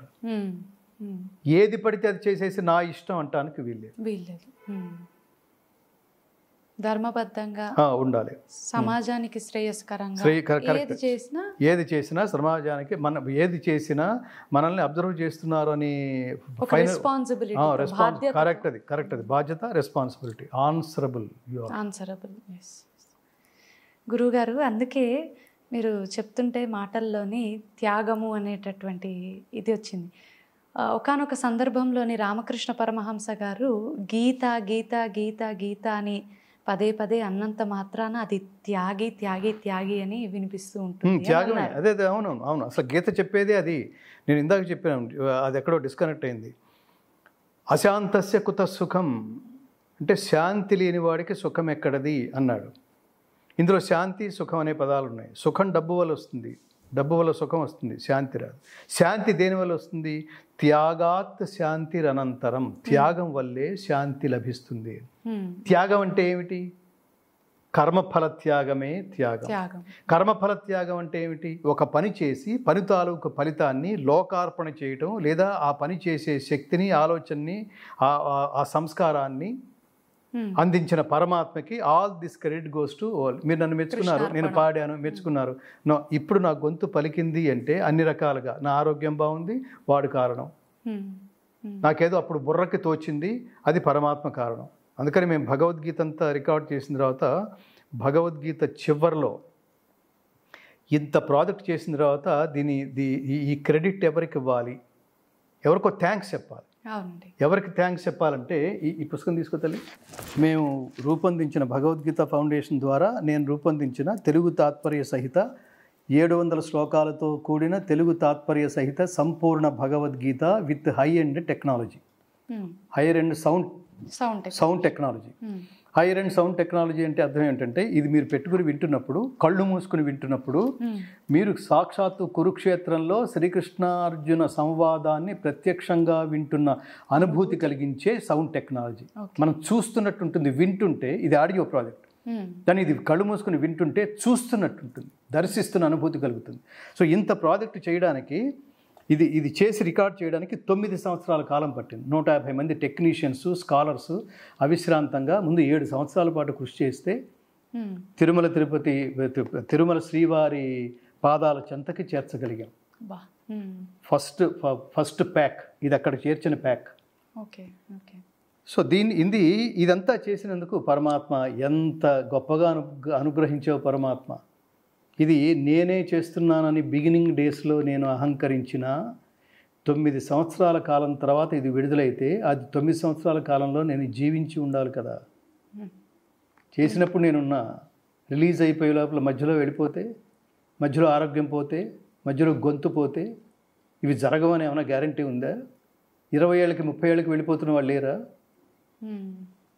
ఇప్పుడు ఈ ప్రాజెక్ట్ చేసేంత వరకు నన్ను ఈ భూమి మీద ఉంచాడు అంటే ఈ ప్లానింగ్ అంతా అయింది కదా, నాది కాదు కదా. సో అందుకని దీన్ని మేము చివరిలో ఇంతటి మహోత్కృష్టమైన గీతాగాన యజ్ఞం చేసే భాగ్యాన్ని అనుగ్రహించిన శ్రీకృష్ణ పరమాత్మకు, సాకారం చేసిన ఎందరో భగవద్బంధువులకు అనంత కోటి వందనాలు అన్నాం. ఇందులో మా పేరు ఎక్కడ రాసుకోలేదు. రెండవది, చివరిలో ఇది ఇంకొకరికి చెందుతుంది, ఈ జన్మనిచ్చిన తల్లిదండ్రులకి చెందుతుంది అని చెబుతూ ఏమని చెప్పాం? మాతృదేవోభవ, పితృదేవోభవ, all this credit goes to వాళ్ళకే.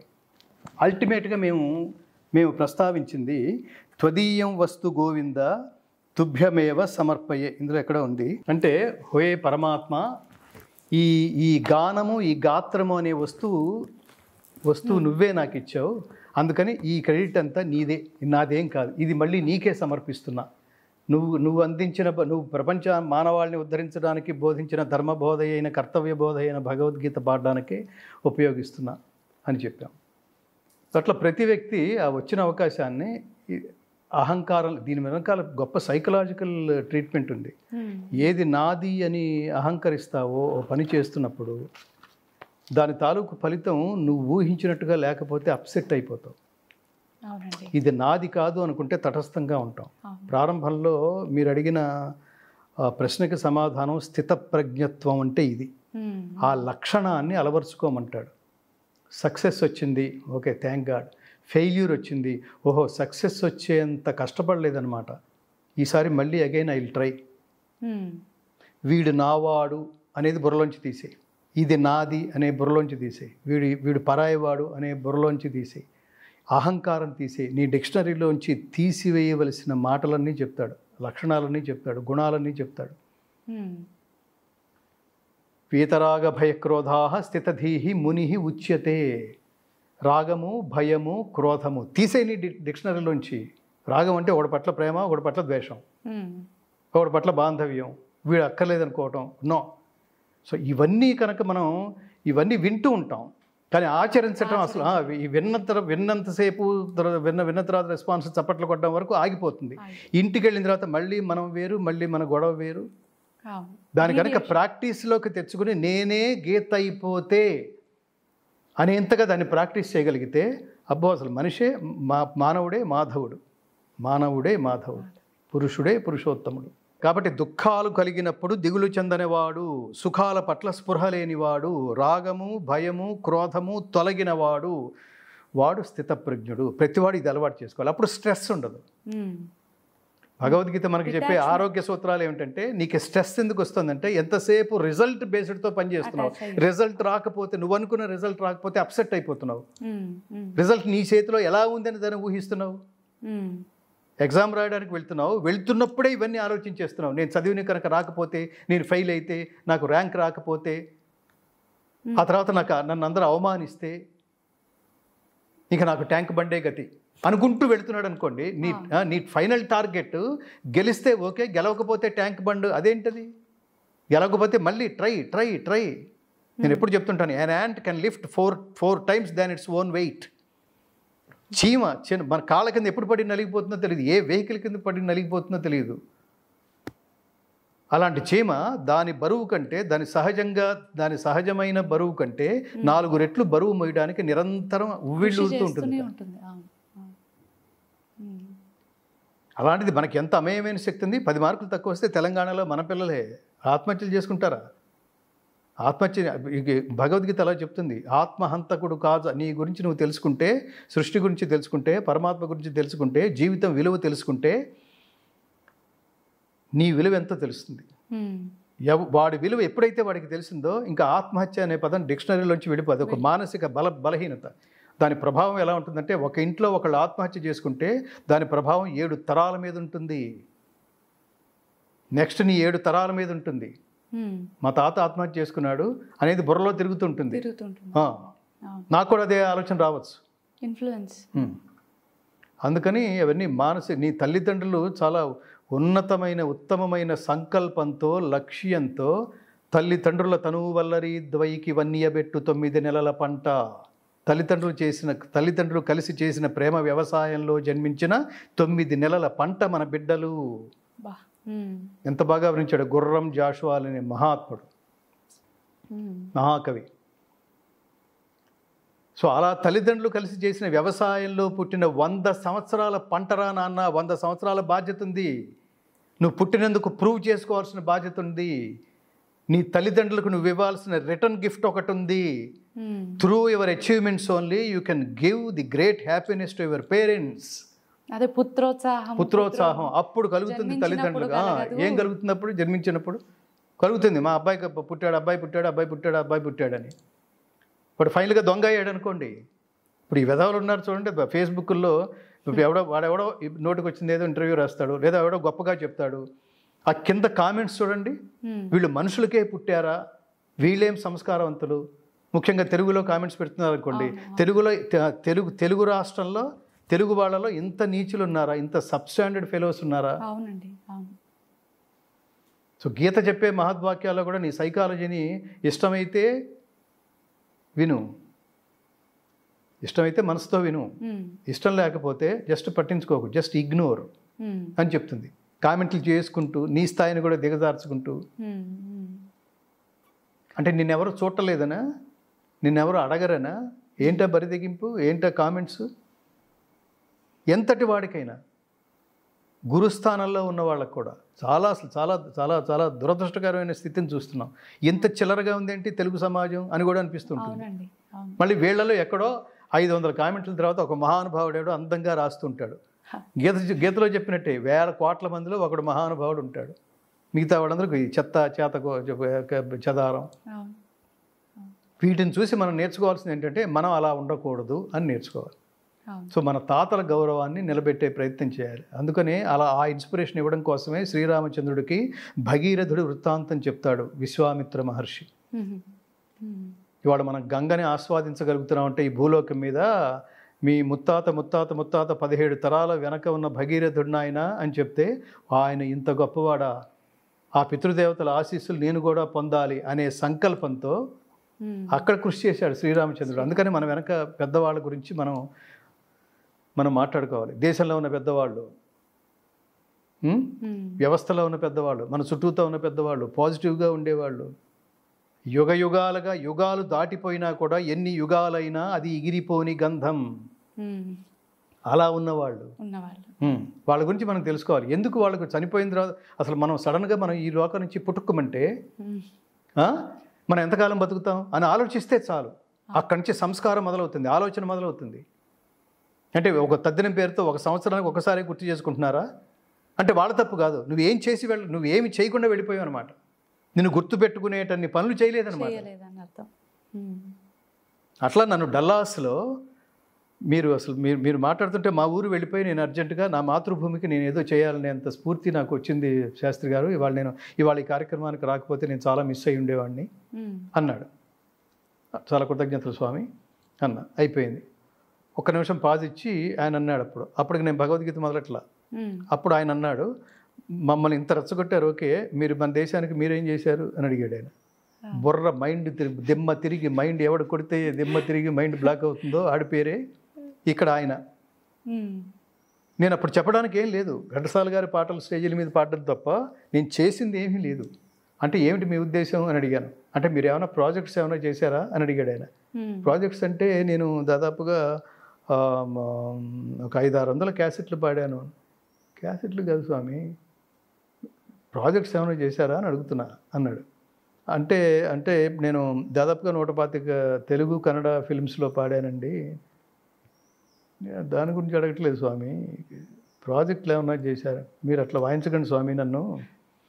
ప్రాజెక్టులు అంటే ఏమిటి మీ ఉద్దేశం అని. ఘంటసాల గారు భగవద్గీత పాడినట్టు శాశ్వతంగా ఉండేవి ఘంటసాల గారి పాటలన్నీ ఒక ఎత్తు, భగవద్గీత ఒక్కటే ఒక ఎత్తు అన్నాడు. బుర్ర తిరిగిపోయింది రాజేశ్వరి గారు. నేను అసలు అదే అడుగుదాం అనుకున్నా, ఈ ట్రాన్స్ఫర్మేషన్ అసలు అదే ఈ ట్రాన్స్ఫర్మేషన్కి మొదటి మెట్టది. బుర్ర తిరిగిపోయింది నాకు. తీవ్రంగా ఆలోచించా. అక్కడి నుంచి ఇది అమెరికాలో జరిగిన సంఘటన. నేను ఇంటికి వెళ్ళిపోయాను.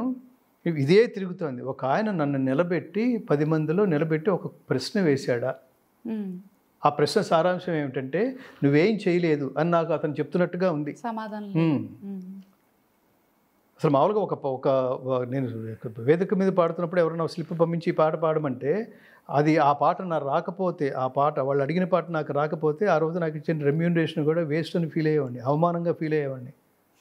అది నేచర్. అది చిచి ఈరోజు పాడైపోయింది, నాకు ఒక్కడు అడిగిన పాట నేను పాడలేకపోయినా అని. అట్లాంటిది నా జీవితమే వేస్ట్ అని చెప్పినట్టుగా చెప్పి వెళ్ళిపోయాడు అతను.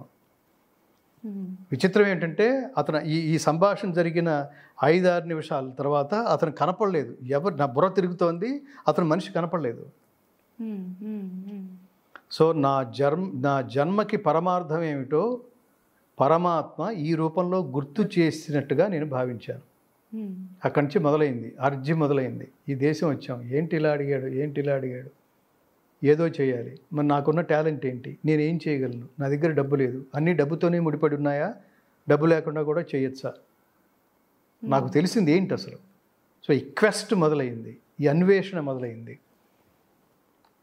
అందులోంచి ఇంకా అది ఇంకో 2-3 ఇన్సిడెంట్స్ జరిగినాయి. అది నాకు సంబంధం లేని ఇన్సిడెంట్స్. తద్వారా అక్కడి నుంచి మొదలైంది అప్రయత్నంగా. అందుకని ఇది నాది కాదంట, ఇది ఖచ్చితంగా పరమాత్ముడి సంకల్పమే. నేను నిమిత్త మాత్రం భవ సవ్యసాచిన్, నేను నిమిత్త మాత్రుణ్ణే అంతే. అలాగే నేను ఈ కర్మను ఆచరించాను. So you are the mere instrument only అంటాడు కృష్ణుడు. కేవలం నేను సాధనమే. సో మొత్తం సంకల్పం, స్థితి అన్నీ ఆయనే. ఈ సంకల్పానికి సృష్టి, ఈ సంకల్పానికి స్థితి, లక్ష్యం, పరమ ప్రయోజనం అన్నీ పరమాత్మే. చాలా గొప్ప విషయం సార్ గురువుగారు. ఇందాక వ్యక్తిత్వం అన్నారు, వ్యక్తిత్వ వికాసం అన్నారు. మరి భగవద్గీతలోని గుణత్రయ విభాగం కానివ్వండి, శ్రద్ధాత్రయ విభాగం కానివ్వండి, ఈనాటి సమాజంలోని ఇప్పుడున్నటువంటి యువతరానికి కానివ్వండి, లేకపోతే భావి భారత పౌరులకు కానివ్వండి, ఏ విధంగా దోహదపడుతుంది? కరెక్ట్. ఇది భగవద్గీత వ్యక్తిత్వ వికాస గ్రంథం అనేది మనం ఇంకొకసారి ఏమంటారు, ఒక బాటమ్, ఒక అండర్లైనింగ్ పాయింట్ లాగా ప్రపంచానికి, ముఖ్యంగా యూత్కి చెప్పవలసిన అవసరం ఉంది. సో ఆ సందర్భంగా మనం గుర్తు చేయవలసింది భగవద్గీత యూనిక్నెస్ గురించి మనం ఖచ్చితంగా ప్రపంచానికి మళ్ళీ చెప్పుకోవాలి. కేవలం భగవద్గీత హిందూ జనోద్ధరణ సనాతన ధర్మీయులకి వీళ్ళకి మాత్రమే ఉద్దేశింపబడిన గ్రంథం కాదు, ఇది సర్వమానవాళి గ్రంథం అని చెప్పవలసింది. ఎందుకంటే ఈ మధ్య కాలంలో మనం చూస్తే పర్సనాలిటీ డెవలప్మెంట్ ఖచ్చితంగా లక్షలు దానిపైన ఖర్చు పెడుతున్నారు. అవన్నీ లౌకికంగా. కానీ లౌకికం కూడా నీ క్యారెక్టర్ మీద, నీ జ్ఞానం మీద, నీ సంస్కారం మీద ఆధారపడి ఉంది. అదంతా జనరేట్ చేసి డెవలప్ చేసి నిన్ను, నారాయణ రెడ్డి గారు ఎక్కడో అంటారు, చక్కనిదే ఉలి కడుపున శిల్పం ఎలా పుడుతుంది, కరగనిదే కొవ్వొత్తికి కాంతి ఎలా పుడుతుంది. శిలలాగా ఉన్నావు, ఇది నేర్చుకోవడం మొదలెట్టు, డెఫినెట్గా శిల్పం అయిపోతావు. ప్రపంచం నిన్ను గుర్తించే శిల్పం అయిపోతావు. ప్రపంచం నిన్ను స్ఫూర్తిగా తీసుకుని అవి కూడా పరమ లక్ష్యం వైపుకి వెళ్ళిపోగలిగే అంత గొప్ప స్థాయిలో నువ్వు నిలబడగలవు. అణుబాంబు టెస్ట్ జరుగుతున్నప్పుడు అది 1945 జూలై 16 అణుబాంబు టెస్ట్ జరిగింది. ఆ జరిగిన విస్ఫోటనానికి అది చూసి దివి సూర్య సహస్రస్య భవేద్ యుగపదుద్ధిత యది భాసదృశీ సాస్యాత్ భాసస్తస్య మహాత్మనః అన్నాడు అతను. ఓపెన్ హ్యామర్ అణుబాంబు టెస్ట్కి వెళ్ళిన 5 శాస్త్రవేత్తల బృందానికి అధ్యక్షుడు అతను. అక్కడ గుర్తు చేసుకున్నాడు భగవద్గీతని. ఇక్కడ చెప్తోంది why this has been called as personality. Personality అంటే ఏంటి? వ్యక్తిత్వం. వ్యక్తిత్వం అంటే ఇప్పుడు నువ్వు ఏం ఆలోచిస్తున్నావో అది నీ వ్యక్తిత్వాన్ని సూచిస్తుంది. ఈ ఆలోచనలకి ఈ ఆలోచనలు నెక్స్ట్ లెవెల్కి తీసుకువెళ్ళాలని అనుకుంటున్నావా, ఇక్కడే ఉండాలనుకుంటున్నావా? ఎక్వైర్ ఏమంటారు, నువ్వు కొత్త నాలెడ్జ్ ఎప్పటికప్పుడు ఎలా అయితే గెయిన్ చేస్తున్నావో, జ్ఞాన సముపార్జన. So quest for knowledge and wisdom. So ఆ మార్గంలో ఇది ఒక్కటే ప్రపంచాన్ని నడిపించగలదు. ఇప్పుడు గుణత్రయ విభాగ యోగం, శ్రద్ధాత్రయ విభాగ యోగం. శ్రద్ధాత్రయం ఏమిటి? సాత్విక శ్రద్ధ ఏమిటి, రాజసిక శ్రద్ధ ఏమిటి, తామసిక శ్రద్ధ ఏమిటి? అలాగే గుణత్రయంలో కూడా మూడు ఏం గుణాలు అవి? సత్వ రజస్తమో గుణాలు. సో ఈ సాత్విక గుణం ఉన్నవాడు ఎలా ఉంటాడు, రజోగుణం ఉన్నవాడు ఎలా ఉంటాడు, తమో గుణం ఉన్నవాడు ఎలా ఉంటాడు, ఇవి మాట్లాడడం. అలాగే కర్మలు కూడా సత్వ రజ తమో గుణం. ఈ కర్మల్లో కూడా కర్మణో హ్యపి బోద్ధవ్యం బోద్ధవ్యం చ వికర్మణః అకర్మణశ్చ బోద్ధవ్యం గహనా కర్మణో గతిః గహనా కర్మణో గతిః. 3 రకాలైన కర్మలు. ఇక్కడి నుంచి మొదలెడితే సత్వరజస్తమో గుణాల దాకా వెళ్ళొచ్చు. ఏమిటి? ఏ కర్మ సంచిత కర్మ, ఏ కర్మ ప్రారబ్ధ కర్మ, ఏ కర్మ ఆగామి కర్మ, అలాగే చేయవలసిన కర్మ ఏమిటి, నిషిద్ధ కర్మ ఏమిటి, అసలు కర్మే చేయకుండా ఉండే స్థితి ఏమిటి? 3 కర్మలంటే అవి చేయవలసిన, చేయదగిన పనులు. రెండవది చేయకూడదు, ఎట్టి పరిస్థితుల్లో ఇవి చేయడానికి వీల్లేదు, నిషిద్ధ కర్మ. మూడవది అసలు కర్మ చేయకుండా ఉండటం, అంటే ఏ ఫలితం రాదు, వాడు బద్ధకస్తుడు. వీళ్ళ గురించి బ్రీఫ్గా చెప్తూ అసలు కర్మలంటే ఇవి నాన్న, నిన్ను చూసి ఏ పని చేస్తే లోకం అంతా ఇన్స్పైర్ అయ్యి నిన్ను ఫాలో అవుతుందో ఆ కర్మలే చెయ్యి. అవి వేదోక్త కర్మలు, వేదం చెప్పబడిన కర్మలే చెయ్యి. వేదం ఏ కర్మలు చేయమని చెప్తుందంటే, ఏ పని చేసినా, పని అంటే కర్మ అంటే పని, ఏ పని చేసినా త్రికరణ శుద్ధిగా చేయమంటోంది, ధర్మబద్ధంగా చేయమంటోంది. లోక సంగ్రహమేవాపి సంపశ్యన్ కర్తుమర్హసి. నిరంతరం లోక శ్రేయస్సు కోసమే పనులు చేయమంటోంది, స్వార్థం కోసం చేయొద్దంటోంది. ఇందులో పుణ్యకర్మలు ఉన్నాయి, యజ్ఞ దాన తపఃకర్మలు. ఈ 3 ఖచ్చితంగా ఆచరించవలసినవే అని చెప్తున్నాడు. అవన్నీ చెబుతూ ఏంటిది? యజ్ఞ దాన తపఃకర్మ. యజ్ఞం చెయ్యి, దేవతల కోసం చేస్తే వాళ్ళ హవిస్సును పొందుతారు, పొంది నీకేం కావాలో అది ఇస్తారు. ఇది మీ ఇద్దరికి మధ్య ఉన్న రిలేషను. మన యజ్ఞాలు చేసే బ్రహ్మదేవుడు ఈ యజ్ఞాలని, మనుషుల్ని సృష్టించి, దేవతలు ఆల్రెడీ ఉన్నారు, సృష్టించి మీరిద్దరూ నువ్వు యజ్ఞం చేయడం ద్వారా ఈ ఫలితం దేవతలు పొందుతారు, దేవతలు పొంది నీకేం కావాలో అనుగ్రహిస్తారు. ఇట్లా పరస్పర సహాయులై పరమశ్రేయస్సులు పొందండి. అందుకనే రిచువల్స్కి మన దేశంలో సనాతన ధర్మంలో అంతటి ప్రాధాన్యం ఉంది. It can be helpful to your career, your life, your next birth also, your personality. రెండోది, అవన్నీ ఆచరిస్తున్నప్పుడు అసలు నీ మనస్సు, నీ బుద్ధి, ఆత్మ చైతన్యమై అసలు చాలా సంస్కారం అవుతావు, చాలా పాజిటివ్గా ఆలోచిస్తావు. చేస్తున్న పనిని అనుభవిస్తూ చేస్తున్నప్పుడు అసలు ప్రపంచం ఎలా ఉంటుందండి? ఇవన్నీ ఒక దొంగ స్థానంలో మనం ఉన్నప్పుడు తెలుస్తుంది. ఇవన్నీ వింటున్నప్పుడు కరెక్టేరా, నేను అనవసరంగా ఈ మార్గంలోకి వచ్చాను, లేదా ఇవాళ అబద్ధం చెప్పి ఇంత సంపాదించాను, ఈ హక్కు ఎవరికి లేదు.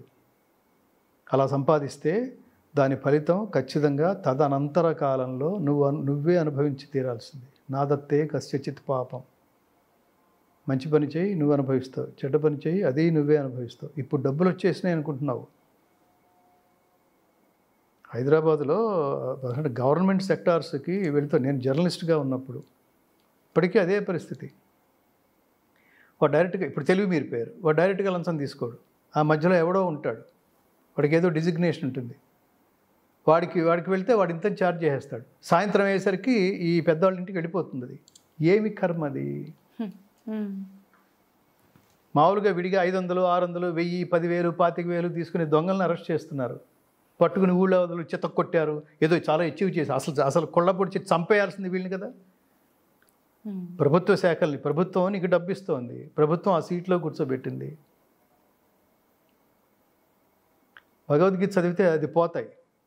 నీ కష్టం లేకుండా అవతల వాడి జేబులోంచి ₹1 నీ జేబులోకి వచ్చినా నువ్వు యాక్సెప్ట్ చేయని మైండ్ సెట్ ఏర్పడుతుంది. అది కదా వాడు పవర్ అంటే. జేడి లక్ష్మీనారాయణ ఉదాహరణకి, నాగమారుతి శర్మ అనే మహానుభావుడు ఒక ఉదాహరణకి. చేస్తాను మరి నాకేంటి అన్నాడు వాడు. నీకేంటంటే నీకు శాలరీ ఇస్తుంది కదా, కాదు ఇంకేదో కావాలి. తర్వాత కాలంలో నీ బిడ్డల రూపంలో, వాళ్ళ బిడ్డల రూపంలో, ఫ్యామిలీల రూపంలో, ఆరోగ్యం రూపంలో కట్టి కుడిపోయేస్తుంది. అనుభవించి తీరాల్సిందే. అవశ్యం అనుభోక్తవ్యం. ఇవి నేను ఈ భగవద్గీత లోతుల్ని ఎందుకు ఆధ్యాత్మికతను కూడా మీకు 2 అర్థాలు ఉన్నాయి. ఆధ్యాత్మికం అంటే ఆత్మ అంటే ఆధ్యాత్మం అంటే పరమాత్మ. ఈ ఆత్మ అనే శబ్దానికి 2వ అర్థం ఉంది. ఆత్మకి మూడు అర్థాలు ఉన్నాయి. ఒకటి ఆత్మ అంటే పరమాత్మ, రెండవది ఆత్మ అంటే ఈ శరీరానికి ఇచ్చిన టైటిల్ కూడా, దేహము అనే అర్థం కూడా. వాడు ఆత్మహత్య చేసుకున్నాడు అంటే అర్థం ఏమిటి? పరమాత్మను ఎవడు హత్య చేయలేడు. ఇక్కడ దేహం అనే లెవెల్లో వాడు హత్య చేసుకున్నాడు అనే అర్థం. రెండవది ఆత్మ అంటే మనస్సు అని అర్థం. భగవద్గీతలో 6వ అధ్యాయం పేరేమిటి? ఆత్మ సంయమ యోగము, how to control your mind. నీ మనస్సుని. ఇప్పుడు అది యోగా. రోజు ఒక 10 నిమిషాల పాటు ఇంకా పెంచుకుంటూ వెళ్ళు. తర్వాత పావు గంట, అరగంట, గంట మెడిటేషన్ చేయి. Sleep is unconscious meditation, but meditation is a conscious sleep. When you are in sleep, you get limited energy. When you are in meditation, you get abundant energy. Sixth sense కూడా open అవుతుంది అక్కడ. సమాధి స్థితి. Sixth sense open అవుతుంది. నువ్వేం అంటే అది జరుగుతుంది. నెక్స్ట్ లెవెల్లో ఏం అనుకుంటే అది జరిగేస్తుంది. ఏమి సంకల్పిస్తే అది జరిగేస్తుంది. So you are so power అంటున్నా. మామూలు పవర్ కాదు ఇది. అబాండెంట్ ఎనర్జీ పవర్ అంటే వినేంటి? Cosmic power. You are the cosmic power. పరమాత్ముడితో అనుసంధానం అయిపోయావంటే నువ్వు అయినా వేరు కాదు. వేదవ్యాస భగవానుడు అని అన్నారు, తత్సమానుడు అనమాట. ఆయన అంతే. అంటే ఎవరైతే పరమాత్మ క్యారెక్టర్లో ఉన్న హైలైట్స్ ఏవైతే ఉన్నాయో అవి నువ్వు అయిపోతే నువ్వే దేవుడివి. ఆయన ప్రకటించుకోకపోయినా కూడా ధర్మమూర్తి కాబట్టి ఆయనే దేవుడు. శ్రీరామచంద్రుడు రామో విగ్రహవాన్ భగవాన్ అనేసేయటం లేదు, రామో భగవాన్ అనలేదు. చూడండి, ఆయన ప్రకటించుకోలేదు. దేవతలందరూ, మహర్షులందరూ గుర్తు చేస్తున్నారు, మీది అవతారం నాయన, నువ్వు అలా బాధపడకూడదు, అది బాధపడకూడదని. ఆయనకది తెలియకపోవడం అనేది అవతారంలో ఉన్న ఒకానొక కండిషన్. అది ఆయన ఎప్పుడైతే నేను దేవుణ్ణి అని ఫీల్ అవుతాడో ఇక రావణుని చంపలేడు. అది అక్కడ టెక్నికల్ లాజికల్ పాయింట్ అది. కానీ ప్రపంచమంతా ఎందుకు భగవంతుడు, రాముడు దేవుడు ఎందుకంటే ధర్మమే దేవుడు. ప్రకృతి కూడా నీతో ఉంటుంది, పంచభూతాలు నీతో ఉంటాయి, అన్నీ నీకు సహకరిస్తూ ఉంటాయి. ఎవరికి? ధర్మాత్ముడికి. సో భగవద్గీత అన్ని రూపాల్లో నాకు చెప్పింది అది. అట్లాగే సత్వరజస్తమో గుణాలు, అది సాత్విక గుణం. నువ్వు తినే ఆహారం మీద కూడా డిపెండ్ అవుతుందని చెప్తున్నారు. నీ ఆహారం, నువ్వు తినే ఆహారం నీ ఆలోచనల పైన ప్రభావితం చేస్తుంది. సాత్విక ఆహారం, అందుకని మహర్షులు సాత్విక ఆహారం తింటారు. ఇక్కడ క్లారిటీ కూడా ఇవ్వాలి. ఇప్పుడు ఈ వేదాంగాలు శిక్ష, వ్యాకరణం, ఛందస్సు, కల్పం, నిరుక్తం, జ్యోతిషం, అది వేదాంగం. జ్యోతిషం వేదం, వేద శాస్త్రాలలో అది ఒకటి కదా.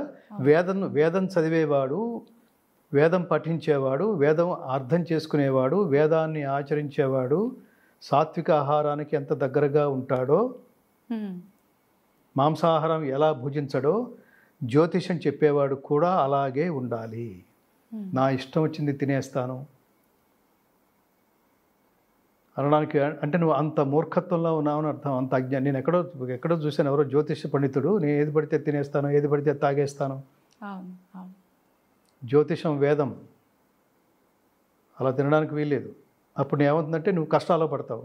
ఆ పడిన కష్టం దీనివల్లేనే నీకు తెలుసుకోవడానికి కూడా ఒక జ్ఞానం ఉండాలి, ఒక సంస్కారం ఉండాలి. జన్మ మృత్యు జరా వ్యాధి దుఃఖ దోషానుదర్శనం అంటాడు. అంటే ఎందుకు పుట్టాం, ఎందుకు జన్మ అని ఆలోచించాలంటే నీకు సంస్కారం ఉండాలి, జ్ఞానం ఉండాలి. భగవద్గీతలో జ్ఞానం అంటే ఏమిటి అంటే ఆ 13వ అధ్యాయం చెప్తుంది. అసక్తిరనభిష్వంగ పుత్రదార గృహాదిషు నిత్యంచ సమచిత్తత్వం ఇష్టానిష్టోపపత్తిషు అని కొన్ని చెప్తూ, ఈ లిస్ట్ అంతా చెప్తూ, జన్మ మృత్యు జరా వ్యాధి దుఃఖ దోషాను దర్శనం.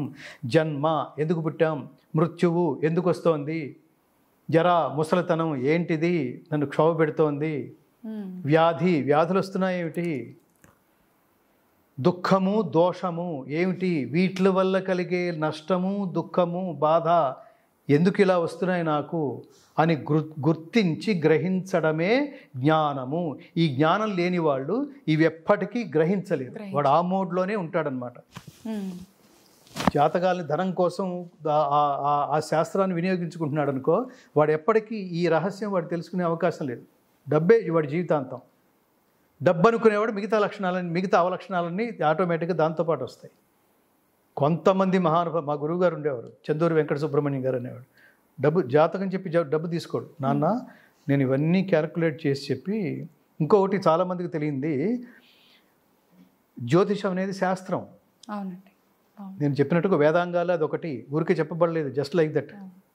ఎవడన్నా చెప్పింది జరగలేదు అంటే వాడికి తపస్సు లేదని అర్థం, అంతే తప్ప శాస్త్రం లేదని కాదు. వీడికి క్యాలిక్యులేషన్స్ చేత కావట్లేదని అర్థం. ఎందుకు క్యాలిక్యులేషన్స్ చేత కావట్లేదు, నువ్వు ఆ తపోనిష్టలో లేవని అర్థం. చాలా చోట్ల చూస్తుంటావు, ఆడంబరమైన డ్రెస్సులు వేసేసుకుని, చాలా రుద్రాక్షలు వేసేసుకుని. నాకు ఇంకా అర్థం కానిది ఏంటంటే, సినిమాలో అన్ని విధ పనులు చేసే విలను వాడికున్న రుద్రాక్షలు ఇంకెవడికి ఉండవు. విలన్ క్యారెక్టర్స్ చేతుల నిండా అసలు మెడల నిండా అసలు పట్టీలు పెట్టేసి, ఊళ్ళో వాళ్ళందరూ మమ్మల్ని రక్షించండి, పోలీసులకు చెప్పినా రక్షించబడలేదు, మేము ప్రభుత్వాలకు చెప్పినా రక్షించబడలేదు, మీరు ఒక్కళ్ళే రక్షించేవాళ్ళు అని వీళ్ళందరూ కలిసి వచ్చేది విలన్ దగ్గరికి. వాడు అక్కడ కూర్చొని ఓం నమశివాయ అంటుంటాడు, ఎన్ని రుద్రాక్షలు వేసుకున్నాడు. వాడు విలను ఈజీగా చంపేస్తుంటాడు ఊళ్ళో వాళ్ళందరినీ. అసలు ఈ కాంబినేషన్ ఏమిటి ఈ డైరెక్టర్స్కి అసలు ఉన్న? అవి రుద్రాక్ష అంటే ఎక్కడ పవిత్రత, అది వేసుకోవడానికి కూడా యోగం ఉండాలి. సో ఇవన్నీ ఎందులోకి వచ్చాం అది. సో ఈ త్రిగుణాలు, వీటిని అదుపులో పెట్టుకోవటం ఎట్లా, నీ ఇంద్రియాలు వాటిని అదుపులో పెట్టుకోవడం ఎట్లా. పర్సనాలిటీ డెవలప్మెంట్ అంటే ఇది. నేను చదువుకుంటున్నాను, ఏదో వాసన వస్తుంది, అర్జెంటుగా ఇది వదిలేసి నేను అక్కడికి వెళ్ళి అర్జెంటుగా అదేదో నేను తినేసేయాలి, కంట్రోల్ చేసుకోలేకపోతున్నాను. లేదు, నా కాన్సన్ట్రేషన్ అంటే డైవర్ట్ అయిపోయింది. సో ఈ త్రిగుణాలు నరకానికి ద్వారాలని చెప్పాడు. త్రివిధం నరకస్యేదం ద్వారం నాశనమాత్మనః. ఇవి నా ఆత్మని అంటే మన ఆలోచనల్ని, మన శరీరాన్ని, మన జన్మల్ని అది బంధించి సర్వనాశనం చేసి ఉత్తర కాలంలో అవి మళ్ళీ అలాంటి జన్మలే ఎత్తేట్టుగా చేస్తాయి. అందుకని ఆ త్రిగుణాలని వాటికి బద్ధుడు కాకుండా వాటిని ఎలా అధిగమించాలో ప్లాన్ చేయి. సాత్విక గుణం కలిగి ఉండు. ఒక దశలో ఇంకా సత్వం కూడా ఉండదు, అది పూర్తిగా తటస్థం అన్నమాట. అది. సో రజోగుణానికి అట్లా ఉండేవాడి లక్షణాలు ఏముంటాయి, వాడి ఆహార పదార్థాలు ఏమిటి. తమో గుణం, వాడి ఆహార సగం సగం సగం మాడిన పదార్థాలు, పాచిపోయినవి, ఎంగిలివి, అపవిత్రమైనవి, ఇలాంటివన్నీ ఈ తామస స్వభావాలకు ప్రీతిపాత్రమైన ఆహారాలు. చాలా భగవద్గీత డిస్కస్ చేయని పాయింట్ అంటూ లేదు రాజేశ్వరి గారు. సో అందుకని పర్సనాలిటీ డెవలప్మెంట్ అన్నారు. ఇవన్నీ కొత్తగా నేర్చుకోవటం వల్ల మనం భగవద్గీత అనే అద్దం ముందు నిలబడితే నువ్వు ఏ కేటగిరీకి చెందుతావో నీకు అది చూపిస్తూ ఉంటుంది. నువ్వు ఇదే అని ఉమ్మేస్తుంటుంది. యు ఆర్ సూపర్ రా, నువ్వు దీన్ని కరెక్ట్గా మ్యాచ్ అవుతావు, ఐ కంగ్రాచులేట్ యూ అని చెప్తుంటుంది. ఇదేంట్రా, ఇది తెలిసి కూడా ఇదేంటిది, ఎట్లా చేస్తున్నావు ఏంటిది, ఇది చెప్పాడు కదా ఆయన, ఇది నీకు కూడా తెలుసు కదా, అది మాట్లాడుతుంది. ప్రతి శ్లోకం మనతో మాట్లాడుతూ ఉంటుంది. అందుకని ఇవన్నీ. Next question. చాలా అద్భుతంగా విశ్లేషించారు గురుగారు. అయితే మీరు చేసినటువంటి భగవద్గీత ప్రాజెక్ట్లో మీకు అత్యంత అమితంగా నచ్చినటువంటి రాగము, లేదా ఏ రాగంతో చాలా ఇష్టపడి మీరు చేసినటువంటి శ్లోకం ఏదైనా? సాధారణంగా ఏ మ్యూజిక్ డైరెక్టర్ని అడిగినా 700 శ్లోకాలు చేశాము అంటే ఆ 700 శ్లోకాల్లో నేను గురుశ్రేష్ఠుడిగా భావించే ఘంటసాల గారు ఆయన ఏవైతే స్వరబద్ధం చేసిన 108 శ్లోకాలు ఉన్నాయో వాటిని యథాతథంగా అలాగే పాడాం. మళ్ళీ దాన్ని మార్చలేదు. 100 శ్లోకాలు 108 శ్లోకాలు అవి యథాతథంగా పాడాం. అవి మిగతా 600 కంపోజ్ చేయగలిగింది ఇవి చేయలేక కాదు కదా. కర్ణాటక శాస్త్రీయ సంగీతం అభ్యసించిన వాడిని. కానీ నాకు ఘంటసాల గారు అనే గురువు నాకు జీవితాన్ని, గౌరవాన్ని ఇచ్చాడని ఆయన నేను చూడలేదు. ఆయనేమో నాకు ప్రత్యక్షంగానూ ఇవ్వలేదు. ఆయన ఉద్యోగంలో భాగంగా ఆయన ఏదో పాడేసుకున్నారు. కానీ ఏదో అనుబంధం ఉందనే సంస్కారవంతంగా మనం భావించటం వల్ల, ఫీల్ అవ్వడం వల్ల ఒకడికి ఎలా కనెక్ట్ అవుతామో తెలియదు, ఒకడికి ఎందుకు కనెక్ట్ అవుతామో తెలియదు, ఒకడికి ఎందుకు కనెక్ట్ కామో తెలియదు, ఒకళ్ళు విశేషంగా ఎందుకు ప్రభావితం చేస్తారో తెలియదు. ఒకటి ప్రభావం మన మీద ఉంది అంటే ఈ అనుబంధానికి కృతజ్ఞతలు చెల్లించుకోవాల్సిందే. ఏదో మీ మానాన్ని మీరు పాడేశారండి, మీ డబ్బుల కోసం మీరు పాడేశారు, నా భగవద్గీతను మీకెందుకు అంకితం చేయాలి అని అనుకోవటం అనేది లాజికల్, ఏమంటారు, సంస్కారహీనమైన లాజికల్ లెస్ ఆర్గ్యుమెంట్ అది. మీరిద్దరేదో ఆనందం కోసం మీరు కలిస్తే నేను పుట్టాను అని తల్లిదండ్రులను అట్లా అనేయచ్చా? ఎవరో ఒక పిల్ల అంటోంది, ఆ పిల్ల ప్రేమించిన వాడిని వీళ్ళ నాన్న మనుషులను పెట్టి చంపించేశాడని తెలంగాణలో ఒక చోట జరిగింది ఆ మధ్యన. ఆ పిల్ల స్టేజీ మీదకి వచ్చి, మైకుల ముందుకు వచ్చి, ఈ ఛానల్స్ ముందుకు వచ్చి ఆ పిల్ల మాట్లాడుతుంటే ఎంత సంస్కారహీనంగా ఈ అమ్మాయి పెరిగింది అని అనిపిస్తుంది. అమ్మా నాన్న పెళ్లి చేసుకున్నారట, పెళ్లి చూపులు ఒకళ్ళు బాగా నచ్చారట ఫిజికల్గా, ఆ తర్వాత కలిశారట ఫిజికల్గా, అందులో భాగంగా నేను పుట్టా అంట ఫిజికల్గా. ఈ ఫిజికల్ ఆస్పెక్ట్లోనే చూస్తుంది అమ్మాయి. మరి జాషువా ఏమిటి అలా అన్నారేంటి? తల్లిదండ్రుల తను వల్లరి ద్వయికి వన్యబెట్టు 9 నెలల పంట. తల్లిదండ్రులు ఇద్దరూ కలిసి చేసిన ప్రేమ యజ్ఞం అన్నాడు. అన్నమయ్య అయితే ప్రేమ యజ్ఞం అన్నాడు. భార్యాభర్తలు అంటే ప్రేమ యజ్ఞంట. దానికి ఒక క్రతువు, ఒక యజ్ఞం జరిగింది, దాని పేరు పెళ్ళి. సఖ్యం సాప్తపదీనాం అన్నది ఆర్యోక్తి. 7 మాటలు కలిసి మాట్లాడుకున్నా, 7 అడుగులు కలిసి నడిచినా జన్మాంతర అనుబంధం, విడదీయరాని అనుబంధం ఏర్పడుతుందట. దాని పేరు సప్తపది అన్నారు. దానికి ఒక తంతు నిర్వహించారు. అగ్నిదేవుడు సాక్షిగా అన్నారు, కొంగుముడి అన్నారు, లక్ష్మీనారాయణాభ్యాన్ నమః, వాళ్ళిద్దరి అనుగ్రహంతో మీరు అలా ఉండాలన్నారు. ఉమామహేశ్వరాభ్యాన్ నమః అన్నారు, వాళ్ళిద్దరిలాగా మీరు అలా ఉండాలన్నారు. సీతారామాభ్యాన్ నమః అన్నారు, వాళ్ళిద్దరి అనుగ్రహంతో మీరు కూడా ఆదర్శ దంపతులై చరింతురుగాక అన్నారు. శచీ పురంధరాభ్యాన్ నమః అన్నారు, వాళ్ళలాగానే వీళ్ళే కాదు, మహర్షుల అనుగ్రహంతో కూడా మీరిద్దరు కాదు, మీరు ఇంట్లో ఉంటేనే మీరు బయటకు వస్తే సమాజం, ఇట్లాంటి సమాజంలోకి గొప్ప పౌరుల్ని ప్రవేశపెట్టుదురుగాక మీ ప్రేమ ఫలంగా. ఫిజికల్ లెవెల్లో లోయెస్ట్ లెవెల్ అనేది ఫిజికల్ లెవెల్. ఆ లెవెల్లో చూడలేదు వేదం. అంతటి సంస్కారవంతమైన దేశం. మేబీ తల్లిదండ్రులు అలాగే పెంచి తగలేశారేమో, పట్టించుకోకుండా వాళ్ళకి వాళ్ళు పెరిగితే ఇలాగే ఉంటాయన్నమాట. అదేం గొప్ప విషయం. వాళ్ళిద్దరూ ఇంకా చాలా నీచంగా మాట్లాడింది ఆ పిల్ల. అసలు ఏమాత్రం నాలెడ్జీ లేని వాళ్ళు ఇప్పుడు ఇది కనుక చూశారనుకోండి, ఇప్పుడు ఆ పిల్ల మాట్లాడింది, ఏమనుకుంటారు? ఇది కరెక్టే కదా అనిపిస్తుంది. దుర్మార్గుడు కూడా లాజికల్గా మాట్లాడతాడు, కన్విన్సింగ్గా మాట్లాడతాడు. ఇది గుర్తుపెట్టుకోండి. ఏది చూసి దానికి ఊరికే ప్రభావితం అవటం కాదు. కరెక్ట్. నీ మనస్సు, బుద్ధి, ఆత్మ నీ బలహీనతతో కనెక్ట్ అవటం కాదు. నాకు ఆల్రెడీ ఒక బలహీనత ఉంది. ఇప్పుడు మాట్లాడాడు, ఒకడెవడో మాట్లాడుతున్నాడు, వాడి బలహీనత నా బలహీనత మ్యాచ్ అయిపోయింది. అరే నన్ను సపోర్ట్ చేసేవాడు ఒకడు ఉన్నాడు, నేను ఈ రోజు నుంచి వాడికే నేను ఫ్రెండ్, నాకు వాడు ఫ్రెండ్, అట్లా అనుకోవడం కాదు. కరెక్ట్. దైవ సృష్టిలో భాగంగా నువ్వు ఉద్భవించినప్పుడు ఏది మంచో ఏది చెడో నీకు తెలిసిపోతూనే ఉంటుంది. దొంగకు తెలియదు, డెఫినెట్గా ఇది అధర్మం అని తెలియదు వాడికి. ఖచ్చితంగా.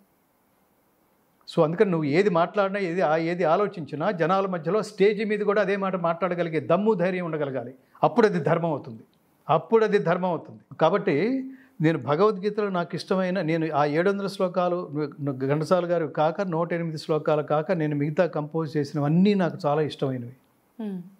అన్నీ ఇష్టమైనవి. దాని ఒక రీసెర్చ్లో ఈ భావానికి ఏ రాగం కావాలి అనే రాగాల మీద రీసెర్చ్ కూడా చేసి నాకున్న శాస్త్రీయ సంగీత పరిజ్ఞానంతో, సహాయ సంగీత దర్శకుల పరిజ్ఞానంతో అలా చేసాం. ఈ చేయటంలో ఏంటంటే టోటల్గా నేను బాగా ఆర్ద్రంగా ఫీల్ అయ్యి అది పాడుతున్నప్పుడు అదే నేనైపోయి నేను దాదాపుగా మరణించానా అనే అనే అనే ఫీలింగ్తో నేను పాడుతూ నేను ఫెయింట్ అయ్యి కింద పడిపోయిన సందర్భం ఒకటి ఉంది ఒక శ్లోకానికి. మొత్తం థియేటర్లో వాళ్ళందరూ వచ్చేసి, గురుగారు మీరు ఇట్లా మనసుకు తీసుకోకూడదు. అప్పటికి 3 సంవత్సరాల నుంచి పాడుతూ కృష్ణుడి శ్లోకం పాడుతుంటే నేనే కృష్ణుడిని అయిపోయా, అర్జునుడు పాడుతుంటే నేనే అర్జునుడిని అయిపోయా. ఇలా అయిపోతున్నప్పుడు వేరే సబ్జెక్ట్ ఏవి మన మనసుల్లో లేనప్పుడు, పూర్వం నేను వేదికల మీద పాడిన సినిమా పాటలు అది కట్ చేసేసుకున్నా, వ్యాఖ్యానం కట్ చేసేసుకున్నా, స్టేజీల మీద పాటలు కట్ చేసేసుకున్నా, ఆదాయ మార్గాలు మొత్తం కట్ చేసేసుకున్నా, రోడ్డు మీదకి వచ్చేసాను ఆర్థికంగా. భగవద్గీత తప్పితే అదొక పిచ్చలాగా. పిచ్చ అంటే తపస్సు. ఈ తపస్సులో ఉండిపోయి కృష్ణుడు మాట్లాడుతుంటే నేనే కృష్ణుణ్ణి, అర్జున అంటుంటే నేనే కృష్ణుణ్ణి అయిపోయినట్టు. అంత విశ్వరూపాన్ని దర్శింపజేసిన కృష్ణుడిని చూసి అసలు ఇంతటి వాడితో రోజు నేను మామూలుగా బావా అనుకుంటూ జోకులు వేసుకుంటూ తిరిగానా అని అతను ఒక్కసారి గగురు పొడిచి భయం వేసి పాదాలపైన పడిపోయి అతను వెక్కి ఏడుస్తూ, ఇది సీన్, మేము అనుకున్న సీన్, మామూలుగా చెప్పేలేదు. అతను పాడుతున్నాడు ఏడుస్తూ, అతను చెబుతున్నాడు ఏడుస్తూ, సఖేతి మత్వా ప్రసభం యదుక్తం హే కృష్ణ హే యాదవ హే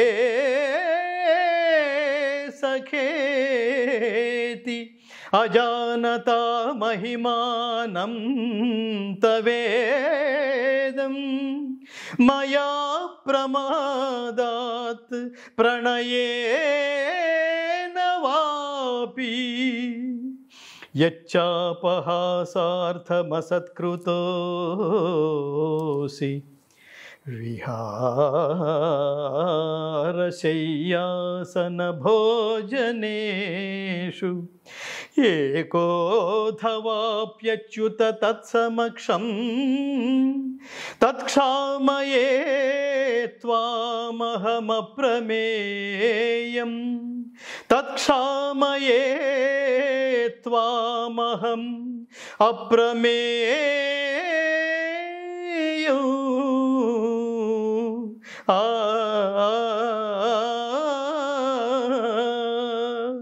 అచ్యుత, నీ మహిమను గుర్తింపజాలక నిన్ను నా సఖునిగా ఎంచి చనువు చేత ఓ కృష్ణ, ఓ యాదవ, ఓ మిత్రమా అని పొరబాటును అలక్ష్యముగా సంబోధించి యుంటిని. విహార శయ్యాసన భోజన సమయములలో గాని, ఏకాంతమున గాని, అన్యుల సమక్షమున గాని పరిహాసము కొరకు నిన్ను కించపరిచి ఉన్నచో ఆ అపరాధములన్నింటినీ క్షమింపుము. ఓ అప్రమేయ, నా అపరాధములన్నింటినీ క్షమింపుము. పరమాత్మ, మిత్రుని అపరాధములను మిత్రుని వలెను, ప్రేయసి అపరాధములను ప్రియుని వలెను, పుత్రుని అపరాధములను తండ్రి వలెను నా అపరాధములన్నింటినీ క్షమింపు మహాత్మా, క్షమించు పరమాత్మ. అది ఇది పాడుతూ ఒక టేక్లో ఇక్కడ నేను అదే ఎదుర్కొన్న సాక్షాత్తు పరమాత్మ ఉన్నాడు, ఆయనకి సారీ చెప్తున్నాడు అనమాట. పడిపోయి వీళ్ళందరూ వచ్చి నన్ను లేచి అలా మనసుకు తీసుకోవద్దు అంటే మనసుకు తీసుకోవద్దని చెప్పేవాడు మనసుకు తీసుకోవట్లా. నేను కొన్ని సంవత్సరాల పాటు అదే యజ్ఞంలో ఉన్నవాడు, నేనే అది తత్వమసి అన్నాను ఇందాక. ఎస్, నేనే అది అయిపోకపోతే అందులో రససిద్ధి ఎలా కలుగుతుంది? ఆయన చెప్తున్నప్పుడు ఆయనే నేను అనుకున్నాను. కాలోస్మి లోకక్షయకృత్ ప్రవృద్ధో లోకాన్ సమాహర్తుమిహ ప్రవృత్తః ఋతే పిత్వా న భవిష్యంతి సర్వే ఏవ స్థితాః ప్రత్యనీకేషు యోధాః. అర్జునా, నేనీ లోకములను తుదముట్టించుటకై విజృంభించిన మహాకాలుడను. ఇప్పుడు ఈ లోకములను సంహరించుటకై పూనుకొనియున్నాను. కావున నీవు యుద్ధము చేయకున్నను శత్రు సైన్యములందున్న వీరులెవ్వరునూ బ్రతుకజాలరు. తస్మాత్వముత్తిష్ఠ యశో లభస్వ జిత్వా శత్రూన్ భుంక్ష్వ రాజ్యం సమృద్ధం.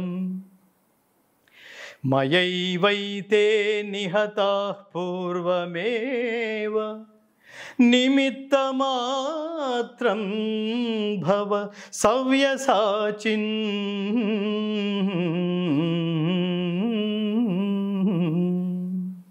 ఓ సవ్యసాచి, లెమ్ము, శత్రువులను జయించి కీర్తిని బడసి సర్వసమృద్ధమైన రాజ్యమును అనుభవించుము. వీరందరూ నాచే మునుపే సంహరించబడిరి. నీవు నిమిత్త మాత్రుడవు కమ్ము అర్జునా అన్నాడు. ఇప్పుడు నేను చెప్తుంటే నాకు అంత కళ్ళు బయర్లు కమ్మినట్టుగా వేరే అంబియన్స్ కనపడుతోంది నాకు, మీరెవరు కనపడలేదు. అది సో అలాంటి స్థితిలో భగవద్గీత రికార్డ్ చేయడం జరిగింది. అందుకని ఇది నాకు నచ్చింది కాదు, ప్రతిదీ ఇన్వాల్వ్ అయ్యి నేను మేబీ ఒక సంవత్సరం పాటు ఏదో పాడుతున్నట్టుగా ఫీల్ అయ్యాను. నేను పాడుతున్నానని. ఎప్పుడైతే అందులోకి ఇన్వాల్వ్ అయ్యి 2 సంవత్సరాలు 3 సంవత్సరాలు అయిందో, ఆ 3 సంవత్సరాల పాటు రికార్డ్ చేసిందంతా చీచి, అసలు ఇది పాడడం కాదు, ఇంత దరిద్రంగా పాడేవేమిటిరా, ఏంటి ట్యూన్ చేసి రాగం అప్పచెప్పేసేవేమిటి, ఏ అహంకారమా నీకు, బలిసిపోయిందా, అలా అంటుండేవాడు లోపల నుంచి ఒకడు. మొత్తం డస్ట్ పిన్, కొన్ని లక్షల రూపాయలు వ్యయం రికార్డింగ్ థియేటర్లో, మళ్ళీ రీటేక్, మళ్ళీ మొత్తం ప్రాజెక్ట్ అంతా. డబ్బింగ్ చెప్తున్నప్పుడు కూడా చిచి చదివేసినట్టుంది. వేద యజ్ఞ అధ్యయన దాన తపశ్చర్యాది పుణ్యకర్మల చేతను దర్శింప శక్యముగాని ఈ నా విశ్వరూపమును మనుజలోకమున నీవు తప్ప మరెవ్వరునూ దర్శింపలేదు అర్జున అంటాడు. అది చెప్తున్నప్పుడు దాని ఆరా అలా ఉండాలి. అసలు మీరు చెప్తుంటే అంటే మీ ఇన్వాల్వ్మెంట్ చూసి ఆటోమేటిక్గా ఆరా అన్నది క్రియేట్ అయిపోతుంది. ఆ రోమాంచితం ఎప్పుడైతే మీరు అందులో ఉన్నారో ప్రపంచం అంతా మీతోనే ఉంటుంది. నాకు ఇక్కడ ప్రపంచంతో కనెక్ట్ కాలేదు, ప్రపంచంతో నాకు సంబంధం లేదు. కారణం ఏంటంటే 7 సంవత్సరాల పాటు రాజేశ్వరి గారు నేను రికార్డింగ్ థియేటర్ ఇల్లు మధ్యలో పూరి జగన్నాథుడి దేవాలయం జూబ్లీ హిల్స్లో, అక్కడ ఒక అరగంట ధ్యానంలో కూర్చుని ప్రసాదాలు తీసుకుని రికార్డింగ్ థియేటర్కి వెళ్ళి అక్కడ అందరికీ ప్రసాదం పెట్టి అందరి చేత కృష్ణం వందే జగద్గురుం అనే మహామంత్రం వాళ్ళ చేత అనిపించి థియేటర్లోకి వెళ్ళి తలుపు వేసుకునేవాడిని, నా వాయిస్ రూమ్లోకి వెళ్ళి. నాకు ఇంకా బయట ఎండ వాన సీజన్స్ నాకు తెలియవు. 7 సంవత్సరాల పాటు ఉదయం బయలుదేరితే అంత కాస్త వెలుగు చూడడం, థియేటర్లోకి వెళ్తే మొత్తం చీకటే, రాత్రికి ఇంటికి వచ్చేటప్పుడు చీకటి. అవే అనుకుంటూ రోజుకి అన్ని శ్లోకాలు పాడి ఇంటికి వెళ్తూ కూడా బుర్రలో అవే తిరుగుతూ ఉండేవన్నమాట. ఒక్కొక్క శ్లోకం 25 టేకులు 30 టేకులు. నా బిడ్డల పెరుగుదల నేను చూడలేదు, మా బిడ్డలు ఎదగటం నేను చూడలేదు. 9 సంవత్సరాల పాటు అదే దీంట్లో ఉండి మా వాళ్ళతో నాకు ఆ కనెక్టివిటీకి నేను దూరంగా ఉన్నా, నా భార్యతో కనెక్టివిటీకి దూరంగా ఉన్నా, నా పిల్లలతో కనెక్టివిటీకి దూరంగా ఉన్నా, నా తల్లిదండ్రులతో కనెక్టివిటీకి దూరంగా ఉన్నా, సమాజంతో కనెక్టివిటీకి దూరంగా ఉన్నా. అలా రూపొందించిన ప్రాజెక్ట్ ఇది. గురువుగారు, మీరెప్పుడు భగవద్గీత యూనివర్సిటీని స్థాపించాలనేటటువంటిది మీ జీవిత ధ్యేయం అని ఎన్నో సందర్భాల్లోని తెలియజేశారు, ఎన్నో కార్యక్రమాల్లో కానివ్వండి, వేదికల పైన కానివ్వండి.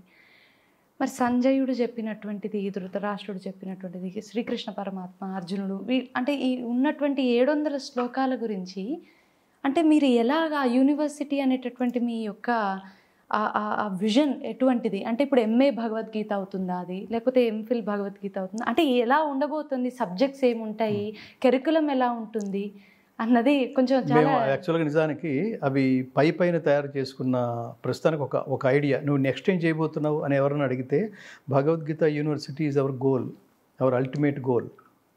ఫస్ట్ గోల్ ఏమిటంటే మేము భగవద్గీత స్కూల్ స్థాపించాలి హైదరాబాద్లో, 4500 గజాల్లో అట్లీస్ట్ స్కూల్ స్థాపించాలి. ఆ స్కూల్లో ఏంటంటే మీరు ఆ కాంపౌండ్లోకి ఎంటర్ కాగానే మీకు ఎడం చేతి వైపున శ్రీకృష్ణుడు పరమాత్మ దేవాలయం ఉంటుంది, రైట్ సైడ్లో గోసేవ ఉంటుంది, గోశాల.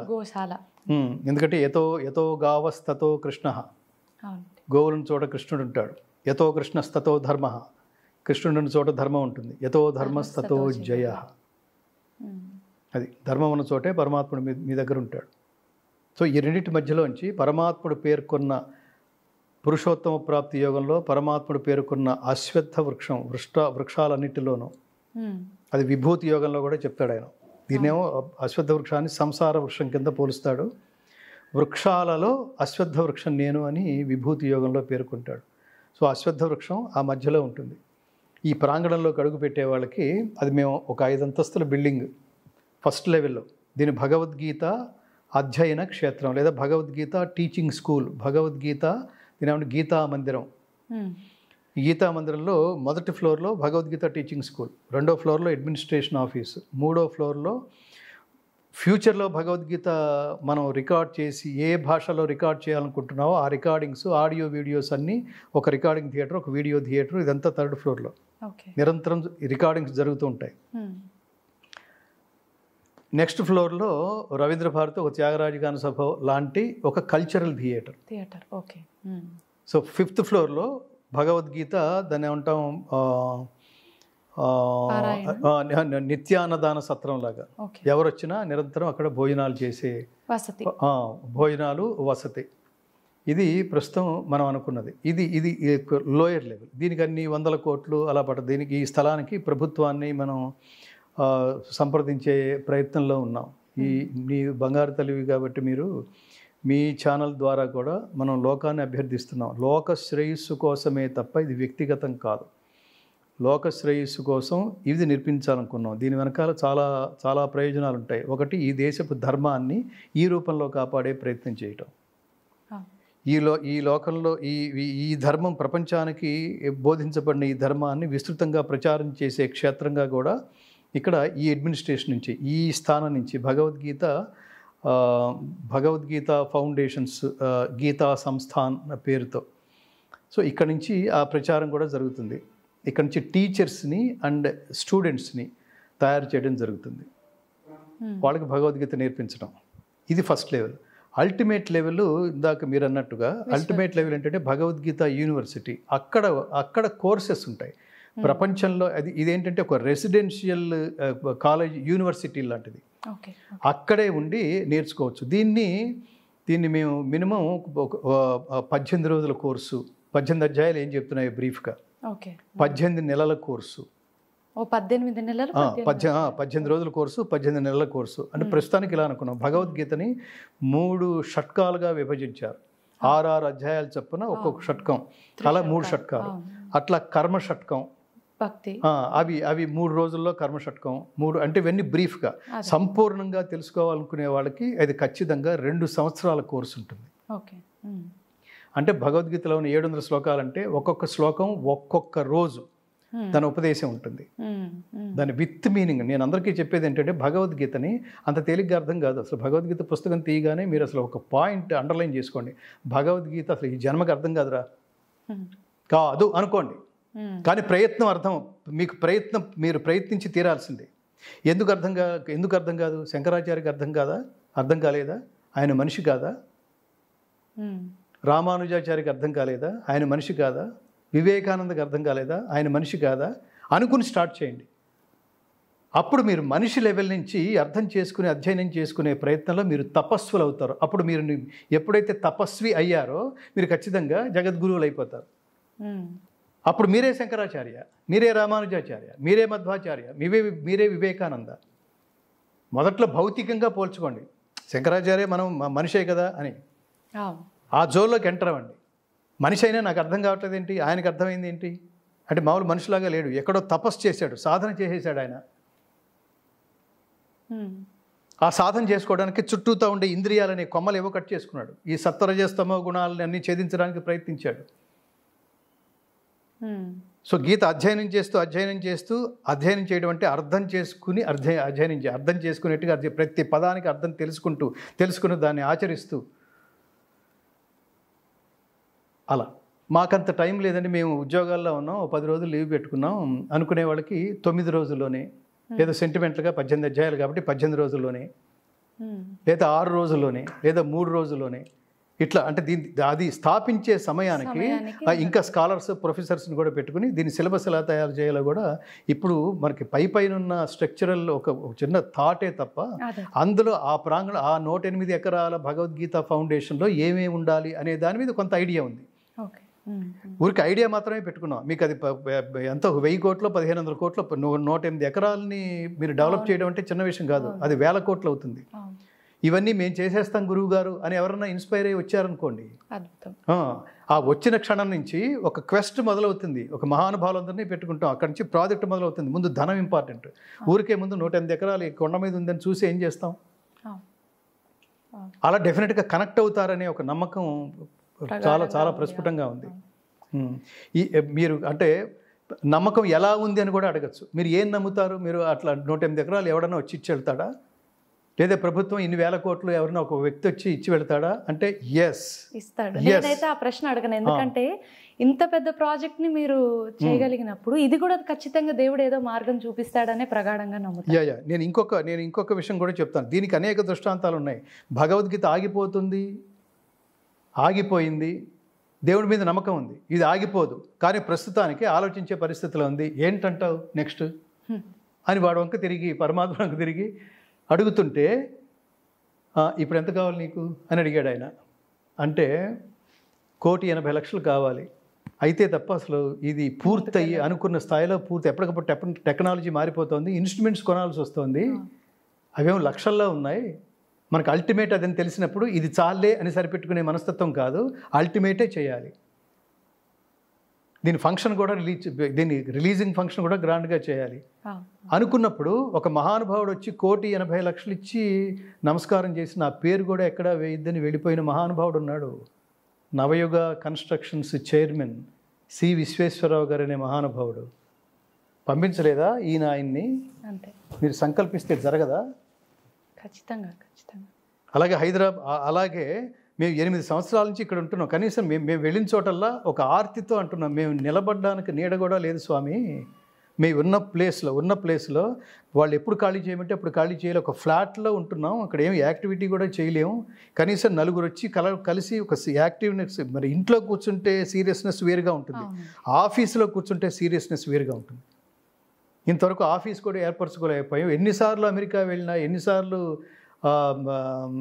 అదేమంటారు ఆస్ట్రేలియా వెళ్ళినా, ఎన్ని దేశాలు వెళ్ళినా ఆఫ్టర్ ఆల్ ఒక ఫ్లాట్ తీసుకోలేకపోయాం. ఏమిటి స్వామి అనుకున్నప్పుడు ఒక మహానుభావుడు బెంగళూరు నుంచి ఒక మహానుభావుడు వచ్చాడు.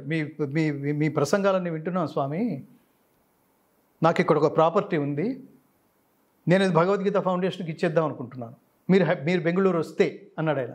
నాకు సాధ్యంగా ఎట్ దిస్ ఏజ్ నేను బెంగళూరు వచ్చి 0 లెవెల్ నుంచి నేను మళ్ళీ అక్కడ ప్రారంభించడం సాధ్యం కాదు అంటే ఆయన సీరియస్గా ఆలోచించి అయితే ఒక పని చేస్తాను గురుగారు, ఈ ఫ్లాట్ కొనేద్దాం, నేను ఫౌండేషన్కి ఈ ఫ్లాట్ ఇచ్చేస్తాను, అక్కడ ప్రాపర్టీ అమ్మేసి. అసలు సాధ్యమా? 100 కోట్లు ఉన్న వ్యక్తి ఒక ఫ్లాట్ దానం చేయటం ఈజీ, కానీ ఒక ప్రాపర్టీ ఉన్న వ్యక్తి ఆ ప్రాపర్టీని అమ్మేసి నేను ఉండటానికి ఉంది గురువుగారు, నాకు ఇది ఎక్స్ట్రా ప్రాపర్టీ, నాకు ఇది అక్కర్లేదు, మా అబ్బాయి పేరు మీద మా అబ్బాయి స్మృత్యర్థం నేను ఇచ్చేద్దాం అనుకుంటున్నాను అన్నాడు. నేను అసలు బెత్తరపోయాను. అంటే యత్కృపాతమహం వందే పరమానంద మాధవం, పరమాత్ముడు తలుచుకుంటే మీరు నిజంగానే ధర్మ మార్గంలో ఉంటే, మీలో ఆర్తి ఉంటే, నిజాయితీ ఉంటే, ధర్మం ఉంటే ప్రజలు కనెక్ట్ కారా అనడానికి మరో సంఘటన. మాదిరెడ్డి గారి రవిరెడ్డి, ఆయన సతీమణి రాధిక, వీళ్ళు బెంగళూరులో ఉంటారు.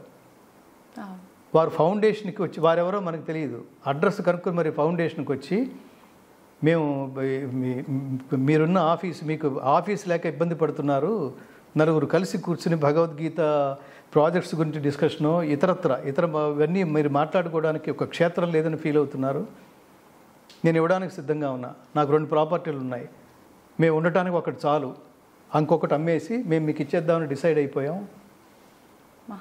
ఆయన పేరు మాదిరెడ్డి గారి రవిరెడ్డి, ఆయన భార్య రాధికమ్మ. కరోనా అనే ఒక దారుణమైన సంఘటనలో వెళ్ళిపోయిన వాళ్ళ పిల్లవాడు స్మృత్యర్థం శివప్రసాద్ రెడ్డి అనే 23 ఏళ్ల పిల్లవాడు స్మృత్యర్థం వీళ్ళిద్దరూ కలిసి నా వీడియోస్ చూస్తుండేవారు. నాన్న, మనం కూడా భగవద్గీత లాంటి మార్గానికి మనం కూడా ఏదైనా చేయాలి నాన్న అంటుండేవాట అతను. ఏమి కనెక్షన్ ఇది మీరు ప్లాన్ చేసుకుంటే కనెక్షనా? Cosmic bonds. అది ఖచ్చితంగా అది పరమాత్మ. ఆ వ్యక్తి అతను ఫోటో చూపించాలి. ఇవాళ మనం ఇక్కడ కూర్చున్నాము అంటే ఇదంతా ఆ మాదిరెడ్డి గారి రవిరెడ్డి గారు, ఆయన సతీమణి, ఆయన వెళ్ళిపోయిన స్వర్గీయ ఆయన కుమారుడు శివప్రసాద్ రెడ్డి. ఆ శివప్రసాద్ రెడ్డే ఇతను మాదిరెడ్డి గారి శివప్రసాద్ రెడ్డి. ఇంత మహానుభావులు వీళ్ళు ఆ ఏజ్లోనే. కాబట్టి నేను ఏమంటానంటే, మీరు ధర్మం ఎక్కడ ఉంటుందో పరమాత్మ ఎక్కడ ఉంటాడని వాడు వింటాడా అంటే వింటున్నట్టు కదా మరి అర్థం. ఖచ్చితంగా. భగవద్గీత తప్ప నాకు జీవితం లేదు. భగవద్గీతని ఇంటింటా గీతా జ్యోతి అనేది మన సంకల్పం, ప్రతి ఇంటికి చేర్చాలి. అయితే ఈ ప్రాసెస్లో ఏమవుతుందంటే, ప్రతి ఇంటికి చేర్చే ప్రాసెస్లో నీకు డబ్బే అవసరం అవుతుంది, మీకు అన్నిటిని ప్రొడ్యూస్ చేసి జనాలకు ఇవ్వడానికి. దీని పట్ల ప్రభుత్వాలకి లేకపోతే తిరుమల తిరుపతి దేవస్థానానికి వీళ్ళు ఎంతవరకు దీన్ని తీసుకువెళ్ళాలని అర్జీ వీళ్ళకుందో చాలా ప్రశ్నార్థకంగా అనిపిస్తుంది. నేను విమర్శించడం కోసం చేయట్లేదు, విశ్లేషించడం కోసం. నేను ఏమంటానంటే, ముఖ్యంగా ఆంధ్ర రాష్ట్రంలో తెలంగాణ ప్రాంతాల్లో అసలు ఎన్ని దేవాలయాలు ఉన్నాయో అన్ని దేవాలయాల నుంచి సంపూర్ణ భగవద్గీత చేసిన వాడు తెలుగువాడు ఈ రాష్ట్రంలో లభ్యంగా ఉంది. 150 మంది టెక్నీషియన్స్, స్కాలర్స్, పుల్లెల శ్రీరామచంద్రుడు గారు అంటే మహామహోపాధ్యాయులు ఎంతోమంది ఉన్నారు ఇందులో. అంత ప్రామాణిక స్థాయిలో తీర్చిదిద్దబడిన భగవద్గీతని మేము టీటీడీ అనే స్టాంపుతో వాళ్ళు కూడా కొంతవరకు దీన్ని సపోర్ట్ చేశారు. స్టాంపుతో ఇస్తే ఇవాళకి టీటీడీలో దాన్ని అంటే తిరుమల క్షేత్రంలో ఇవాళకి ప్రదర్శింపబడటం లేదు. అది ప్రదర్శించండి అని అడుక్కోవాలా? మీ ధర్మం కాదా? చాలా పొలిటికల్ అండ్ జీవితాన్ని దానికోసం నేను త్యాగం అనను, జీవితాన్ని దానికోసం అంకితం చేశాను తల్లి, అంకితం చేశాం. వాస్తవం. ఇప్పుడు నా బాధ్యత చేశాను అని నేను చూపించాను. ఇప్పుడు నీ బాధ్యత ఏంటి?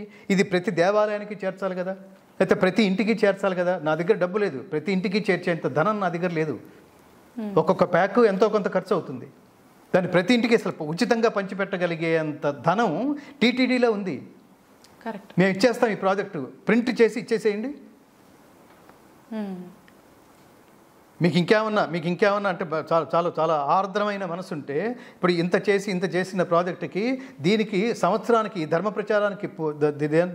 ప్రచారం నెత్తిన వేసుకుని ధర్మ ప్రచారానికి భగవద్గీత కంటే ఈ ఇంధనం ప్రపంచానికి ఇంకొకటి లేదని ఈ మార్గంలో వెళ్తున్నప్పుడు ఏదైనా సపోర్ట్ చేయండి దీనికి.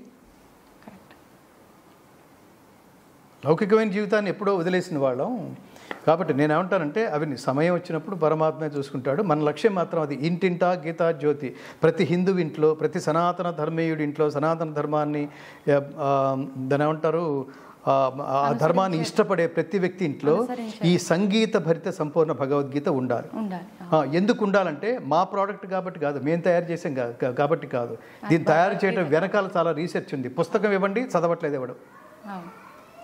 మేము అందుకని మ్యూజికల్గా తయారు చేసాం. ఇంటి నుంచి ఆఫీస్కి వెళ్ళే లోపల మీరు అదేమంటారు, మీరు కారులో వేసుకుంటే లేదా ఫోన్లో వేసుకుంటే అలా వింటూ ఉంటారు, మీ ప్రయత్నం లేకుండా. పుస్తకం అయితే ప్రయత్నంతోనే సాధ్యం అది, కానీ అది చదవగానే అర్థం కాదు. ధర్మం అనే పదానికి అర్థం తెలియదు. వింటుంటే మీరు వినగా మీరు పఠనం కంటే శ్రవణం చాలా ఇంపాక్ట్ ఉంటుంది. మా నెక్స్ట్ లెవెల్ శ్రవణం కంటే దృశ్యం ఇంకా ఇంపాక్ట్, దీన్ని ఏఐలో చేయాలని. ఇప్పుడు అయిన 9 కోట్ల రూపాయల ప్రాజెక్టు ఏదో అది అది అది అది అది అమాయకం అంటారో, లేకపోతే మీరు దానికి ఇంకేం పేరు పెట్టుకున్నా తర్వాత ప్రాజెక్టులకు ఉపయోగపడుతుంది అనుకుంటారో, ఈ అయిపోయిన తెలుగు ప్రాజెక్ట్ని ఎవరన్నా సపోర్ట్ చేస్తే వాళ్ళ పేరు మీద ఏఐ పెట్టేసేయాలని. ఏఐలో యూట్యూబ్లో ఉచితంగా భవిష్యత్తులో ఎవరు భగవద్గీత ఎక్కడ దొరుకుతుంది, ఎంత కమ్ముతున్నారు, ఎంత కొనాలి అనే వాయిస్ నేను వినకూడదని అనుకుంటున్నా. ప్రస్తుతం ఏమిటంటే దురదృష్టవశాత్తు దాని మీద వచ్చే ఎంతో కొంత ఆదాయం వల్ల ఎవరికో శాలరీకి వెళుతుంది, వీళ్ళని పోషించడానికి వెళ్తుంది, ఇవేవో కొనడానికి వెళ్తుంది, వచ్చిన పెద్దవాళ్ళకి ఏవో తులసిమాల వేయడానికి ఏదో పనికొస్తుంది, షాల్స్ ఏదో కప్పడానికి పనికొస్తుందనో, ఏదో ఒక గీతా జయంతులు చేయడానికి పనికొస్తుందనో, లేదా ఒక సాంస్కృతిక కార్యక్రమం భగవద్గీత మేము పంచిపెట్టడానికో వీటికి పనికొస్తుందేమో, ఆ జోన్లోంచి బయటకు వచ్చి అదేదో ఉచితంగా వెళ్ళిపోతుండాలి. ఎవరు మా దగ్గరికి వచ్చినా అది ఉచితంగా వెళ్ళిపోతుండాలి. అది మా లక్ష్యం. అది సో అందుకని భగవద్గీతని అందరికీ సర్వమానవాళి శ్రేయస్సు కోసం ప్రతి ఇంటికి చేర్చే ప్రయత్నంలో మా అల్టిమేట్ ధ్యేయం భగవద్గీత యూనివర్సిటీ స్థాపన. తద్వారా సంపూర్ణ భగవద్గీత అక్కడ ఆ క్షేత్రాన్ని మేము బడి గుడి అని నామకరణం చేస్తున్నాం. బడి అంటే యూనివర్సిటీ, గుడి అంటే కృష్ణుడు. శ్రీ అర్జునుడు ఏ రూపంలో అయితే కోరుకున్నాడో శ్రీకృష్ణ పరమాత్మని దర్శించడానికి, ఆయన ఉగ్రరూపం విశ్వరూప సందర్శన యోగంలో ఆయన ఉగ్రరూపం భరించలేక చూసి తట్టుకోలేక, సో అట్లా కిరీటము గదా శంఖము చక్రము అభయహస్తముతో కూడిన నీ చతుర్భుజ స్వరూపుడవైన ఆ వసుదేవపుత్ర స్వరూపంలో నిన్ను దర్శించాలని కోరుకుంటున్నాను పరమాత్మ అంటే ఇతను కోరుకున్న రూపంలో ఆయన కనిపిస్తాడు. అది మహావిష్ణు రూపంలో ఉంటుంది. ఆ విగ్రహంతో కూడిన కృష్ణుడి విగ్రహంతో కూడిన గుడి దేశంలో ప్రపంచంలో ఎక్కడ లేదు. సో దాన్ని ఆ గుడి కూడా అక్కడికి వచ్చిన వాళ్ళందరికీ ఖచ్చితంగా భగవద్గీత శ్లోకం నేర్పించి పంపిస్తారు అర్చక స్వాములు. అద్భుతం. మామూలుగా జనరల్ టెంపుల్స్లో అర్చక స్వామి ఏమి ప్రార్థిస్తున్నాడో మనకు తెలియదు, ఏం మంత్రం చదువుతున్నాడో మనకు తెలియదు. వెళ్ళినవాడు తీర్థం తీసుకుంటున్నాడు, ప్రసాదం తీసుకుంటున్నాడు, హుండీలో ఇంత వేస్తున్నాడు, పిచ్చి కోరికలు కోరుకుని వస్తున్నారు. ఇది దేవాలయంలో భక్తులకి దేవుడికి మధ్య ఉన్న ఒక కామెడీ ట్రాక్ నడుస్తోంది అనాదిగా. Comedy track. సో దేవుడి దగ్గరికి వెళ్ళి వచ్చిన తర్వాత మీరు ఆ జ్ఞానం అనే దేవాలయాలు జ్ఞాన కేంద్రాలు, అంతేగాని ప్రసాదాలు కాదు. సో అక్కడికి వచ్చి తీర్థం తీసుకునే వాళ్ళకి ఖచ్చితంగా అక్కడ అర్చక స్వామి మీకు ఆ శ్లోకం చెప్పి తీరుతాడు. సర్వధర్మాన్ పరిత్యజ్య మాం ఏకం శరణం వ్రజ అహం త్వా సర్వపాపేభ్యః మోక్షయిష్యామి మా శుచః. అది మా శుచః. సో ఈ భగవద్గీత శ్లోకాలు కాదు, మామూలు వాడు రాస్తే శ్లోకం, అది చెప్పినవాడు పరమాత్మ కాబట్టి మంత్రం. అది భగవద్గీత మంత్రాలవి. వాటికున్న సహజ శక్తి, ఆ ప్రభావం వల్ల మీరు ఏమనుకుంటే దీని పేరు సర్వకార్య సిద్ధి మంత్రం అంటారు. మీరు ధర్మ మార్గంలో ఏది అనుకుంటే అది జరుగుతుంది దీన్ని ఉపాసించడం వల్ల. అలాగే దీర్ఘ రోగాల బారిన పడేవాళ్ళు ఉంటారు. ఎంతకాలం మీరు మందులు వాడుతూనే మత్తః పరతరం నాణ్యత్ కించిదస్తి ధనంజయ మయి సర్వమిదం ప్రోతం సూత్రే మణిగణా ఇవ. ఆ శ్లోక ఈ మంత్రాన్ని పఠిస్తే దీర్ఘరోగాలు పోతాయి. మనకున్న ఈ పరమేశ్వరుడు అందించిన దివ్య బాంధవ్యంలో మీరు కూడా చాలా గొప్ప స్థాయికి వెళ్ళాలని, ఈ దేశం గుర్తించి గౌరవించి గర్వించే స్థాయికి ఎదగాలని మనస్ఫూర్తిగా హృదయపూర్తిగా కోరుకుంటూ, తప్పకుండా పరమాత్మ, మీ అమ్మగారు నాకు చాలా బాగా తెలుసు దశాబ్దాల నుంచి. ఆవిడ కూడా ఈ అడ్వకేట్గా ఆవిడ అనేక వేదికల మీద, వంశీరామరాజు గారి వేదిక, సాంస్కృతిక వేదికల మీద అన్నిటి మీద చాలా గొప్ప ఐడియాలజీతో ఆవిడ కనిపిస్తుండేవాడు. సమాజంలో ఎంతమంది ఆర్తిక వాళ్ళ సందేహాలు, పాపం వాళ్ళకున్న కష్టాలు తొలగించడానికి వస్తే కౌన్సిలింగ్ రూపంలో ఆ తల్లి కూడా చేసిన ఆ సేవకి, ఆవిడ చేసిన సేవ ప్రతిఫలమే నేను మీరు అని ఈ రాజేశ్వరి అనే మువ్వ, శుభరాజేశ్వరి అనే ఈ బంగారు తల్లికి ఆవిడ జన్మనిచ్చి లోకార్పణ చేసి, ఇప్పుడు మీరు కూడా చేస్తున్న ఈ సాంస్కృతిక ఏమంటారు, ఈ వ్యవసాయానికి, ఈ సేద్యానికి పరమాత్ముడు మీకు ఆయుష్, ఆరోగ్యం, సంపద, ఐశ్వర్యం, విజయం, స్థిరమైన నీతి ఇవన్నీ ఇచ్చి అత్యున్నతమైన మహోత్కృష్టమైన భవిష్యత్తుని ప్రసాదించుగాక. తెలుగు జాతికి మీరు గర్వకారణమై విరాజిల్లుదురుగాక. జై శ్రీకృష్ణ. శుభం. ధన్యవాదాలు గురువుగారు.